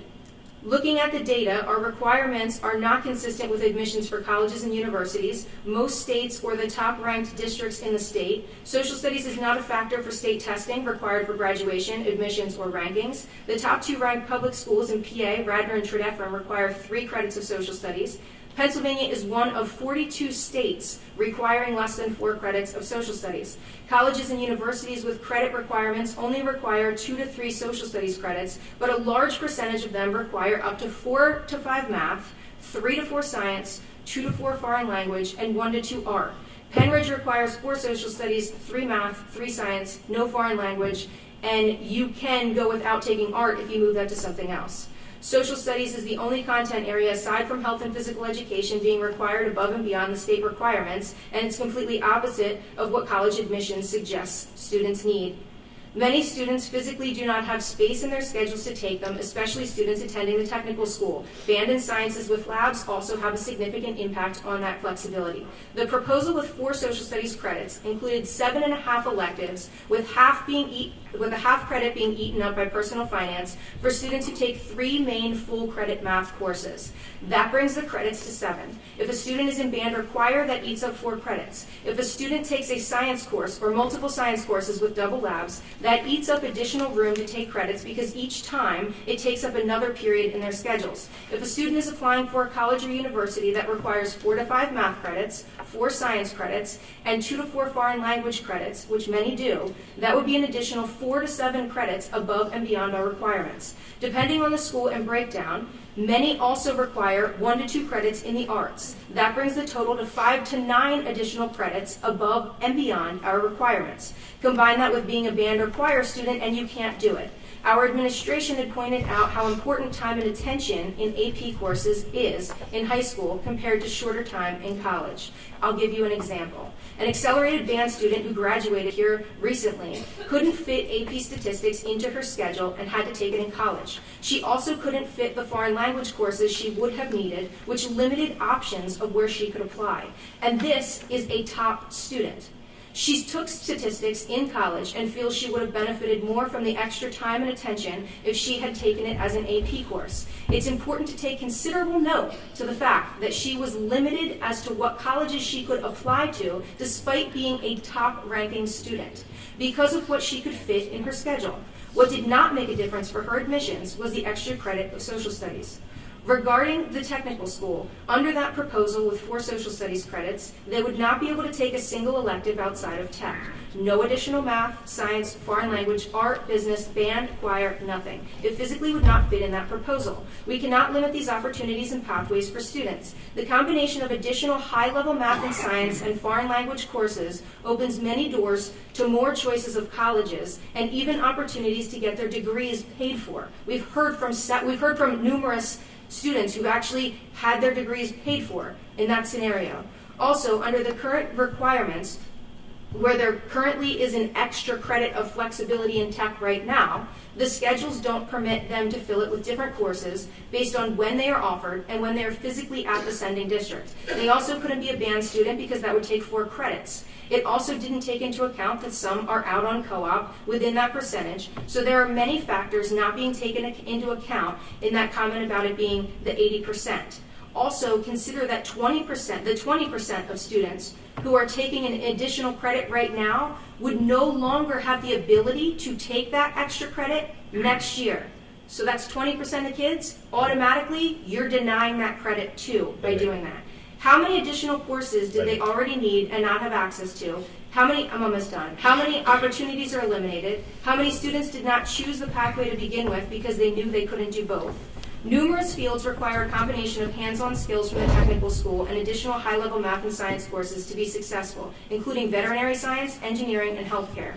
Many students open their own businesses and would benefit from the business courses. There are dual enrollment opportunities to take those courses, but students cannot fit them in their schedules. To have a competitive shot of getting into some universities, students need to take all AP core courses to have a high core GPA. Forcing an extra year in social studies when students need it in math or science can overload students or prevent them from taking the extra math and science they need. Students can only handle so many AP courses and should have that flexibility to prioritize. They also cannot take AP in 9th grade social studies, which negatively impacts the core GPA. Giving students flexibility to take those credits sophomore through senior year would allow them to take all AP courses in social studies when they are developmentally ready to do so without it affecting core GPA. This may be students' only opportunity to play in the band, learn woodworking, sewing, graphic design, etc. These are lifelong skills students take with them. No one is suggesting social studies isn't beneficial. The 4th credit is just not the most beneficial course for every single student, and we have 12 prior years to impart that knowledge on students. In the last meeting exploring block scheduling, panelists from the other districts attending indicated their graduation requirements were not changed when they switched to block scheduling. There was discussion about it potentially opening more space in schedules, but not enough to significantly impact all students.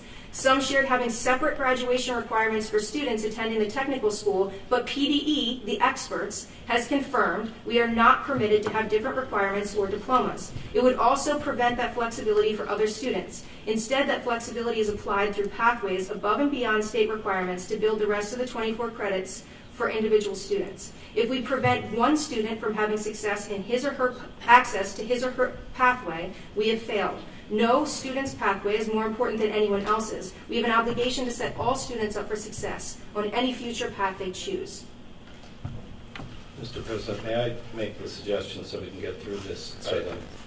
May I suggest that we vote on B, which is a first reading, then vote on C, A through C, and then take 217D as a separate item so that people can comment and debate. That would read my mind. Yeah, I couldn't follow that. Well, it's easier than saying Omaha, and calling an audible. But it seems to me that if there was a motion to approve B and a second, and then a motion to approve C, the first 3 second reads, and then we could take D separately, so everyone would have a chance to comment. Sounds like a great idea. So I'd like to make a motion to approve the policy up for first read, 808 food services. I'll second that. All those in favor? Aye. Opposed? C, A through C. You get a motion to approve policies A through C. Second. Made by myself, seconded by Mr. Worders. All those in favor? Aye. All those opposed? Did I forget comments and questions? You did. Son of a gun. That's okay. That leaves us with. I'll make a motion to approve to take policy 217 off the table and approve policy 217 with the chart for graduation requirements embedded in the policy. Mr. McCullough, could you Approve for a second and final read. show the chart for policy 217, please? Wait a second, so we're going to rush you changed it. This was not what we saw on November 7th. Does anybody disagree with that? Well, I just need a second, Mr. Wirtz. But No. We do need a second. So, okay, there's a second. Thank you, sir. Mr. Wirtz, you have the floor. So we're changing this from what we saw in the policy meeting. Is that correct? There was a world history was not mentioned in there. Was Mr. it? Wurs, it's 3 credits of social studies. What was taken out was the specifics, and it's going to curriculum, which is what was originally in there. No, it was not. There was That was what a was civics originally in course. There was a civics course that you mentioned in the November 7th. That's not up there. And Maybe Mr. it's Wurs, in there. Mr. Wurs, you But so why did are we have going all of to this last week. It was all it was all I sent to understand. you. No, it wasn't. Could we just have Yes, one it person was. speak at a time? Well, that's hard to think. Could we keep from personal invective and just have one person It's hard. speak? It really is hard. I understand, Mr. Wirtz, but if we could just... Mr. Wurs, I love your newfound passion, considering that you told me that if I didn't vote the way you wanted me to for the advocacy policy, you were going to switch your vote on this. Because originally you voted the same way as What are you me, talking and you changed your vote because I didn't vote the way you wanted me to for advocacy. No. So I love your newfound passion when you want attention from the community, I but don't look know at what how you're you coming voted up on this with, the but first time. One at a time, But- please. One at a time. Yeah. One at a time. Hold on. Maybe you hold can on, stop hold on. talking for a little while. Ron, That- Ron, that's not appropriate. Ron, that's not appropriate. No, it is. It is. This No, is it's not. so much. So gotta much control your listening. emotions. Just drone on and on.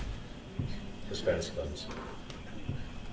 Any other Mrs. Collins would That's like to let's make comment. comments? Here we go. Am I able to comment? Yes, Mrs. Collins, go ahead. Okay, I wasn't sure if you could hear me. I just want to go back to what was said in one of the public comments.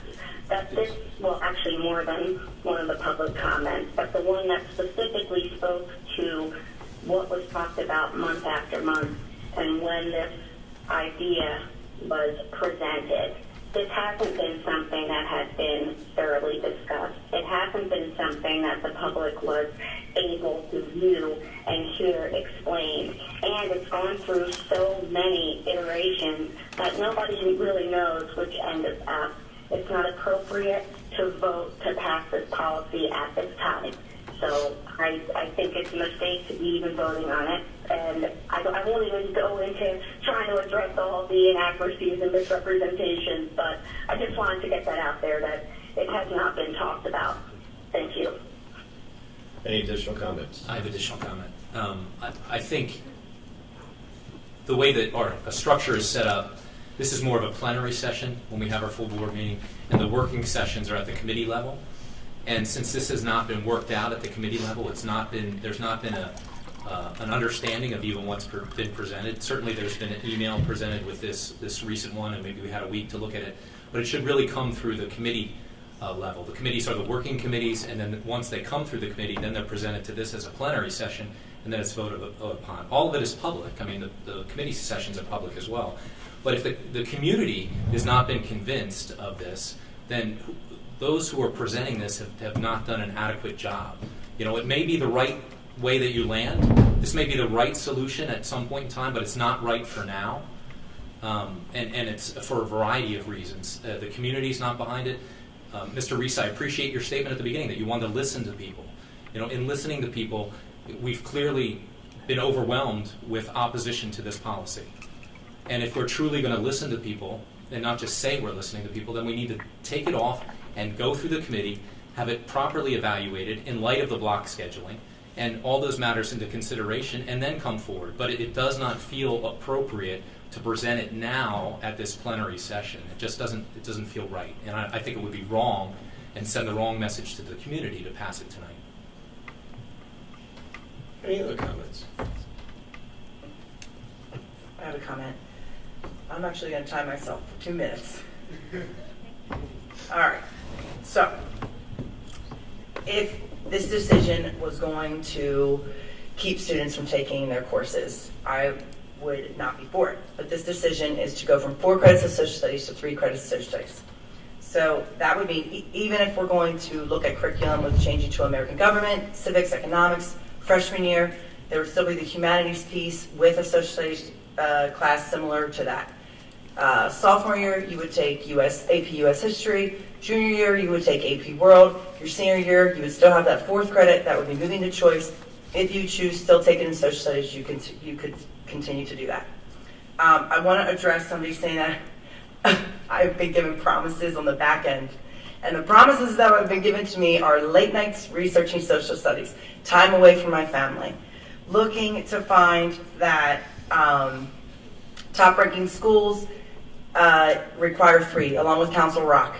42 out of 50 states require 3 social studies credits. If this was going to be drastic and inhibiting students from being successful, that information would not be out there, and students would not be successful, and other schools would not be participating in that. The choice comment was me, because in the beginning I said that we have plenty of choice. And then through these late nights, when you look at the choices, if you are a band student, you have to take 4 years. That's 4 credits right there. If you take a double lab, that's another credit. So that's 5. So technically then you have 2.5 electives that are left to take choice. We just approved 3 new health and PE courses. That would be awesome if a lot of our kids would have the choice to be able to take that. Some cannot. So that's where I'm at with that. And I too have a student story where he was working and he had to take social studies, and for his family he needed an early release, but he could not do that because he needed that credit. And that was not because of this, that was years ago. So each student has different stories, not one pathway is better for the other. Thank you. That is all? No more comments? All right. Well, no, I mean, we're still talking about 217 here? Well, yes. That's We're all commenting that's on the it. motion. Yes. That's what we're all commenting on. Yes, I understand. But I can't believe that his suggestion, Jonathan's suggestion was excellent. I mean, how can you, with the block scheduling out here, with all these options, and after Megan talked, she brought up all these negative things about what we're doing. It's trying to stir up some sort of conspiracy theory here. But why don't we do this right? Where we look at block scheduling, where we look at phys ed, where we look at all these things. We can't do that tonight by shortchanging the social studies program. That would be horrendous. We just introduced this stuff a week ago, she's saying, and made these changes. And the public is supposed to have a first read, a second read, where you're allowed to comment on it. You were already overwhelmingly qualified, commenting on this in saying that this is a bad idea. But for some reason, no one's listening to you. And they're going to try to do this without doing it right. And this is a huge mistake. So that's my first comment on this. Does anyone else want to add into this? Why can't we just slow this down and do it right? You want to listen to your people? That's what you just said. You want to form a team? These are the people who need to be involved, not 5 people who have some sort of agenda that nobody's talking about. I'd like to call the question. There's a motion to call the question. Needs a second. I'll second it. Mr. Miller? Yes, ma'am. The question has been called. I just wanted to clarify before we vote on calling the question. Calling the question requires a 2/3 vote or 2/3 majority to pass. That's true. It does. So there's a motion and a second. There needs to be a vote on the calling the question so you can proceed to a vote, so you can dispose of this item one way or another. So anybody in favor of calling the question is in favor of proceeding to a vote? All those in favor? Aye. Any opposed? Nay. Nay. Okay, there's not a 2/3 vote. And so you continue with comment until comment is finished, and then you proceed to a vote. So I did want to do a little presentation now. So I don't think I'm presenting. Yep. You want to start that up for me? I think just a few minutes. Do I get to talk or not? I think the people want to hear this. No, I'm going to go over to them. Okay. Just like Megan always does. If everyone It's a just committee one report. time, Megan. There's no presentations in a vote. There was a Oh, committee no, this is report just information. for the committee Okay, chair. this is just like you were You're out talking of about. order. The president No. has the gavel. The president can decide who speaks. If we could just speak one at a time. Why was Ron's comments on this proposal? This is just trying to get across a point. So we let's just have just one listen person up talking? once, because we always listen to everyone. One person. Your words has Okay, well, Thanks, Jim. It's hard Ron's to got the floor. So the first slide, we're here to discuss this. I was going to do this earlier, but I was waiting, and I was so impressed with the students and the community, how passionate they were, that I can't imagine that nobody would listen to them here. But go to the next slide, please. So this was our primary purpose, to help young people develop the ability to make informed and reasoned decisions for the public good as citizens of a culturally diverse democratic society in an intercompetitive world. Go to the next slide. I'm going through this quick to try to keep things moving. These are all the things that go into social studies. Maybe people think about it as history or geography, but there's so much more, and we talked about it all night, so I don't want to repeat it. So I did want to do a top 10 list, because I don't know if you remember David Letterman, but he always do a top 10 list, and I apologize because this isn't very fun. But the top 10 reasons, can you go? Top 10 reasons to vote no. There's ample choice already. We've heard about this from the experts, as Megan refers to them, but these are the experts that I trust. Ron, can I just ask for your refrain from personal attacks? Yes, thank you. No, it's parents have overwhelmingly said that they do not want to reduce his credits. We got 42 emails on our line. We got 2 emails supporting choice. 42. So the parents are behind this. The next one. All the surrounding schools around here have 4 credit requirements and world history. Maybe we should learn something from that. No, they don't. The faculty and administration strongly recommend 4 credits. I trust their expertise over anyone on this board. They don't know what they're talking about, but these people do, and there's a ton of them, and they've all spoken the same way. The new social studies curriculum, we just approved that as a board this year, and we spent 3 years doing it, spending $300,000 to do it. These are numbers I got from the administration. We're going to just throw that out, and I know people say, oh, you can just pick and choose and move it around. Well, it's not that simple, because you have to get new books when you change age appropriateness, because now you're going to jam 4 years into 3, which is going to cost some more money. 5, almost 200 students signed a petition saying this is a bad idea. And getting students to sign anything by hand at this point is amazing. They're all doing it by phone now. And 200 students care deeply about this, and we're going to still jam this down their throats? Number 4, an estimated cost to change. Like I said, this was discussed by the administration. We're going to spend $300,000 of the taxpayers' money to redo this because of what the proposal is tonight. And they will disagree with you, but the experts, and I trust the administration and I trust the teachers, say that they're wrong. Number 3, we have the block scheduling. I don't know how many people mentioned that. More choice, right? That's what we're after. 3 to 4 different, more times choice than if we pass this tonight. So it's obviously not about choice. It must be about something besides that, but we don't hear that. We only hear about more choice. There's no evidence that reducing credits will actually help our test scores or improve our rankings. Show me evidence, anything. Did a school reduce their credits and they got better scores? I'd like to see that, please. So I started a petition just on a whim saying, do you support this? I sent it out on Facebook. Today we reached 1,000 Penridge residents who signed that saying this is a bad idea. And luckily, they are voters. And they will remember this if we pass this tonight. So then I went to, being fair, I want to do the top 10 reasons why you should vote yes on this. So I reached out to everybody, but I didn't get any response, just like you guys did tonight. So number 10, up. That was the response I got. Thank you. And the number 1, more choice. So I thank you for your time. I know it's late. I don't understand this process. If we want to do it right, we put a committee together to look at all the options, including block scheduling, including this proposal, increasing possibly phys ed, and look at all these things that we're debating, still debating. And if it's a 5-4 majority, that doesn't mean we have any consensus at all. It's just a slight majority. So I thank you for your time. And God bless you all. Now we can move forward to vote. Can we move forward with a roll call vote, please, Ms. Chenoweth?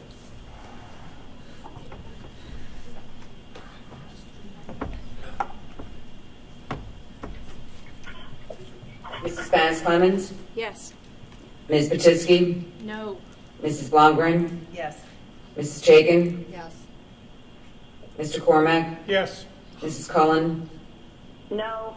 Mr. Russell, No. Mr. Rice, Yes. and Mr. Wurs. No. Motion passes 5-4. Thank you. The audience will be in the order, please. Thank you. I think we go back to section 12 in the agenda, which is The next policy committee meeting is scheduled for, that's not political, Ron. The next policy committee meeting is scheduled for Monday, January 9th. That concludes the policy committee report, and I'll move right into the IU report. No, Ms. Vance Clemens, we're at section 12 of the agenda. Just we had to move this around. Okay. Thank you. Mr. Batisky, activities, please. So we were required to review the health and safety plan to maintain our compliance with the ESSER grants. And the version that is posted, we eliminated any mention of a virtual option since we prioritize in-person learning. So I'd like to make a motion to approve the Penridge School District Health and Safety Plan. Second. Any comments or questions? Motion has been made by Ms. Batisky and seconded by Mr. Cormack. Ms. Batisky. All those in favor? Sorry. Aye. Aye. Aye. Any opposed? Motion passes.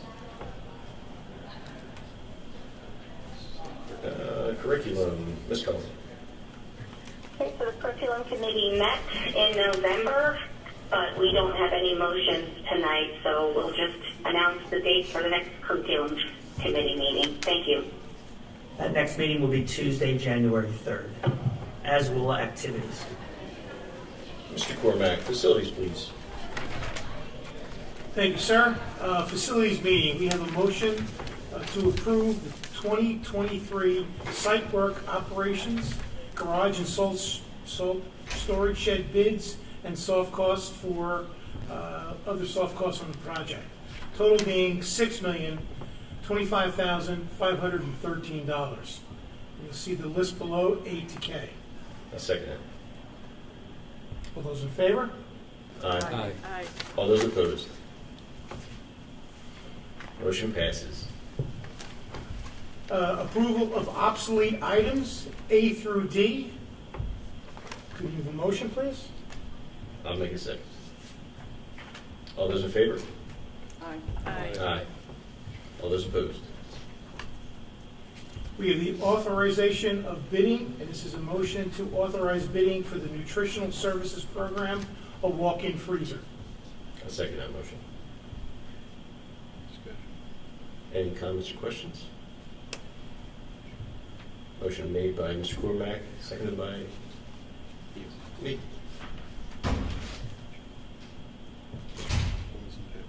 All those in favor? Aye. Aye. All those opposed? Our next committee, Finances Facilities Committee meeting is going to held for January 9th, 2023. Thank you, Mr. Cormack. And the finance report. All right, here we go. We're moving on to approval for contracts. Motion to approve contracts A through E below. Can I get a second, please? Second. Thank you, Mr. Cormack. Motion has been made by myself and seconded by Mr. Cormack. All those in favor? All those in favor? Aye. Aye. Any opposed? Motion carries. Approval of student activities account. Motion to approve the student activity account listed below for the Central Middle School Service Learning Club, which is new. Could I get a second, please? I'll second it. Seconded by Mrs. Blomgren. All those in favor? Aye. Aye. All those opposed? Motion carries. Approval for operations departments and stipends. Motion to approve 2021-2022 operations stipends pertaining to individuals who attend a ranked level in a skilled trade position or who have been obtained certifications as required to perform necessary services within the district. Could I get a second, please? Second. Thank you. Motion has been made by myself, seconded by Mr. Cormack. Comments, questions? All those in favor? Aye. All those opposed? Motion carries. Next Finance Committee meeting is scheduled for Monday, January 9th, 2023. On to personnel, Mr. Russell. First is a motion to approve tenure recommendations for Ms. Jacqueline Brown and Ms. Felicity Reese. Second. Motion was made by Mr. Russell and seconded, I believe, by Ms. Chapin. All those in favor? Aye. All those opposed? Motion carries. And the second item is a motion to approve Ms. Tara Mossman as Director of Human Resources beginning no later than January 1st, 2023 through June 30th, 2026 at an annual salary of $119,742. I'll second. Motion's been made and seconded by Ms. Bettis Clemens. All those in favor? One moment before we vote, I'd like to introduce everyone to Ms. Mossman. So I'd like to introduce you to Tara Mossman. Tara attended Springford High School, received her bachelor's degree from the University of Arizona, an HR certificate from Moravian University, and is just a few short courses away from her master's in human resources at Moravian. She is currently the coordinator of human resources for the Salisbury Township School District, and where she has been since 2019. Prior to that, she was the benefits specialist in the Pottsgrove School District for 3 years, and an attendance and leave specialist in the Reading School District. These experiences have allowed Ms. Mossman to gain experiences across all of the job responsibilities that her department is responsible for. There was not an area of human resources that she could not address with personal experiences and learnings. The interview team and her references have found her to be intelligent, personable, positive, energetic, and thorough. And we are confident that she will make an amazing addition to our team here in Penridge, and we're thrilled to have her working with us. I would just like to say welcome. It was really nice meeting you and getting to know you, and it looks like we're going to be in good hands in the HR department. I did attempt to let your vote happen before all the rest of it, but just throwing that out there. Welcome. And we need, let's see. Yep. We need a vote. All those in favor? Aye. All those opposed? And the next Personnel Committee meeting is scheduled for Monday, February 6th, 2023. I'm sorry, I failed to ask Ms. Mossman to stand up for those people who don't know who she is. So Ms. Mossman, if you would stand up. Congratulations and welcome. I'd like to also introduce her husband, Mark. Mark, thanks for coming tonight. With that appointment, it also means with a sad heart, we have to bid farewell and best wishes to Jackie McHale, who will retire as our HR director at the end of the calendar year. She has been here in Penridge for almost 9 years. When she came, I've learned that she hired all but one member of her department, so she truly has made it and put her stamp on it. And from the very beginning, and as I've worked with her over the last 5 years, it's clear that that customer service model, where she looks for solutions and she focuses on the individual, has been exactly who she is and who the people that she works with are focused on. Jackie is the consummate professional. She's become a trusted advisor and a good friend. Jackie, thank you for everything you've done for Penridge. We will miss you. If you would stand so we could thank you.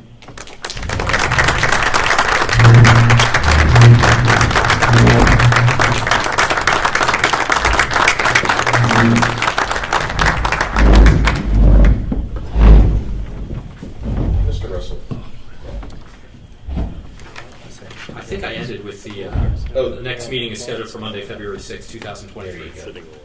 Let's see. And we're moving on to number 18, the IU report. Ms. Bettis Clemens, please. Thank you, Mr. Rice.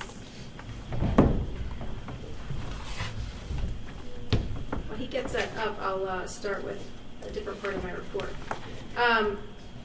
Our last meeting was held at the Samuel Everett School, and I know I've talked about the school in the past, but just to kind of give you a little bit of background, it serves students K to 21 in a variety of center-based programs. Samuel Everett School has grown from an initial enrollment of 42 students in 2015 to 16 school year to 130 students in the 22-23 school year. Program offerings include intensive emotional support K-8, intensive autistic support K-12, and post-secondary 18 to 21. Life skills support, multiple disability support, and autistic support. In May of 2022, Samuel Everett opened its newest program, the Inspire Partial Hospitalization Program, providing mental health and emotional support services to students ages 8 through 14. The students in this program receive 3 hours of mental health support and 3 hours of emotional support daily. The programs at Samuel Everett School utilize a school-wide system of positive behavior supports and services, a multi-tiered system of support for instruction and counseling services, a strong emphasis on applied behavior analysis techniques, and evidence-based curriculum and teaching tools that include community service and on-the-job experience for students. The programs at Samuel Everett School are supported by a team of staff that includes special education teachers, board-certified behavior analysts, school psychologists, school counselors, school social workers, job coaches, registered behavior technicians, and paraprofessionals that all work to deliver consistent high-quality programming with the goal of helping students reach individual goals such as transitioning to their home school or securing supported employment upon graduation. Students enrolled there in the post-secondary program take their learning beyond our school building with opportunities to learn and practice skills within our community. On a weekly basis, on average, 65 Samuel Everett students participate in paid and unpaid work experiences within the community and within our school building and across 19 sites in our community, expanding their skills in the areas of daily living, employment, financial literacy, social communication, self-determination, and workplace safety. The first I promised Ben that I would put this up here for him tonight, so I had the privilege of going to the Bucks County Intermediate Unit this afternoon to see a presentation from Ben Hartramp. For those of you who don't know who he is, he's famous, and he graduated from North Penn, and he was diagnosed with autism when he was 2 years old. He's got a phenomenal story. He's one of the most inspirational speakers I've ever seen. I know he's spoken here at Dibler. I think he might have spoken at Seiler at one point as well. Apparently, Dr. Bolton is very famous with him too. So Dr. Bolton was a highlight of the meeting today, and I was a famous person because of being from Penridge, the district that Dr. Bolton is from. So he was really great. They shared a book that his mom wrote, which is called "Swinging from the Chandelier." And when he was little, the one time he would always kind of go off, and if she turned her head for a second, he would disappear. Well, the one time she found him swinging from the chandelier in the dining room, and at that moment she said, "If I ever write a book, I'm going to call it Swinging from the Chandelier." So here it is. It's a great book, really inspirational, something to see, and it would be really. It'll be really great to have Ben come in and speak to everyone, because when you listen to him speak, not only kids with autism, but also any kids with disabilities, he really helps connect and inspire those kids to show how you can go above and beyond. When you look at all of the things that he's accomplished in his life, it's really not only inspirational for them, but for other students who may not be quite as inclusive as they should be, or may not recognize how much these kids have to offer, for them to see, this infamous person, Ben, come and speak to them. It really helps open their eyes to being more inclusive. And so to see that dynamic that brings is just really powerful. So I told him I'd share his picture tonight, and this is our picture with him earlier today. But really, really great guy, and it was something I'd love to see all of our kids get to see him speak. And then if you want to flip to the next one there. So one of the fundraisers that they have going on, and I have a sample of them here, is they're in the Fab Lab. They're making wooden designs. They're personalizing them. It's a snowflake, a snowman, and a star. And you can purchase those, the package of them. They're here in person too.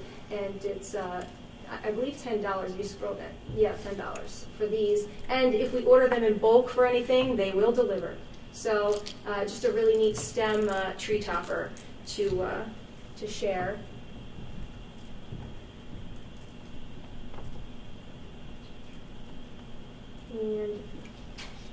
And here's a picture of them. close up for everybody to see, and the size compared to a candy cane.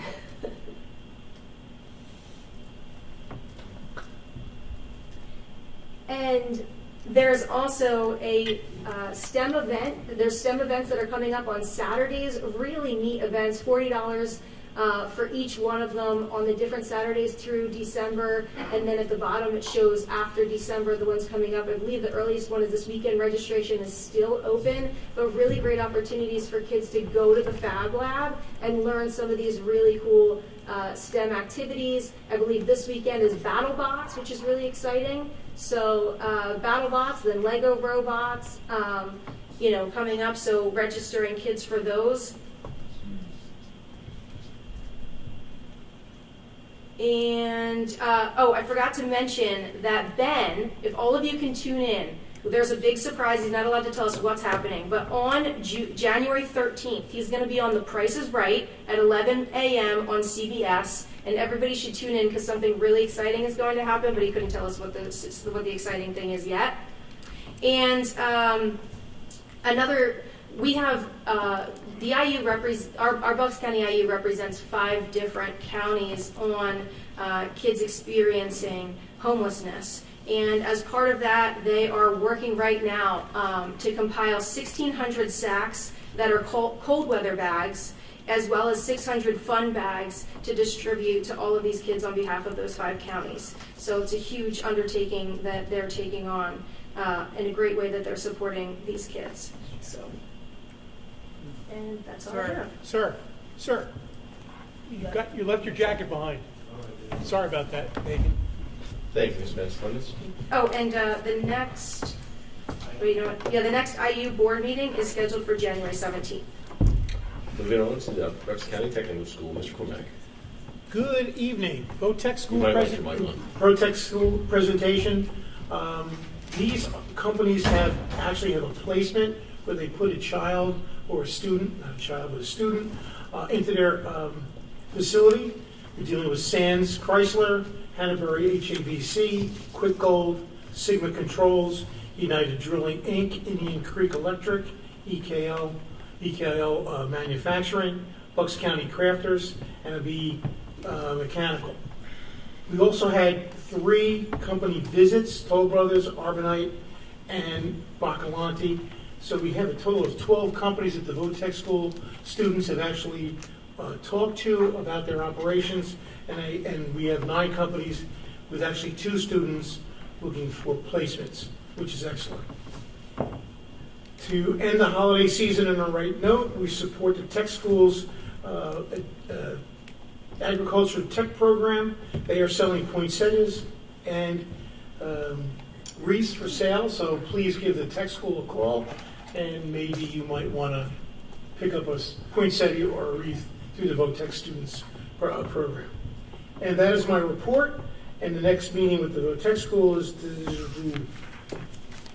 December 15th, 2022. Thank you, Mr. Cormack. Moving on to the Energy Coordinating Committee. Ms. Blonder, Ms. Jacob.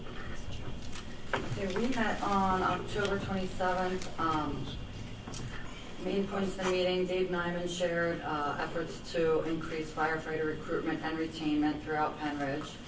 Hal talked about the proposed water tower behind West Rockville Elementary. That's still in very early stages, but there's some proposals. Bedminster Township hired a new policeman, implemented Act 57, approved a preliminary budget with no tax increase. East Rock Hill approved a storage facility for Penn Ridge, approved a preliminary budget with no tax increase, and approved 25% of their annual American Rescue Plan funds to fire company, ambulance, senior center, and body cams for the regional police. And then the senior center is creating a veterans memorial this spring, and also desperately needs volunteers. It's almost anything you can think of, fundraising, baking, cooking, and also asked that we look at their activities. They have about 20 different activities a week for members and non-members. And we meet again on January 26th, 2023. Thank you, Ms. Chaikin.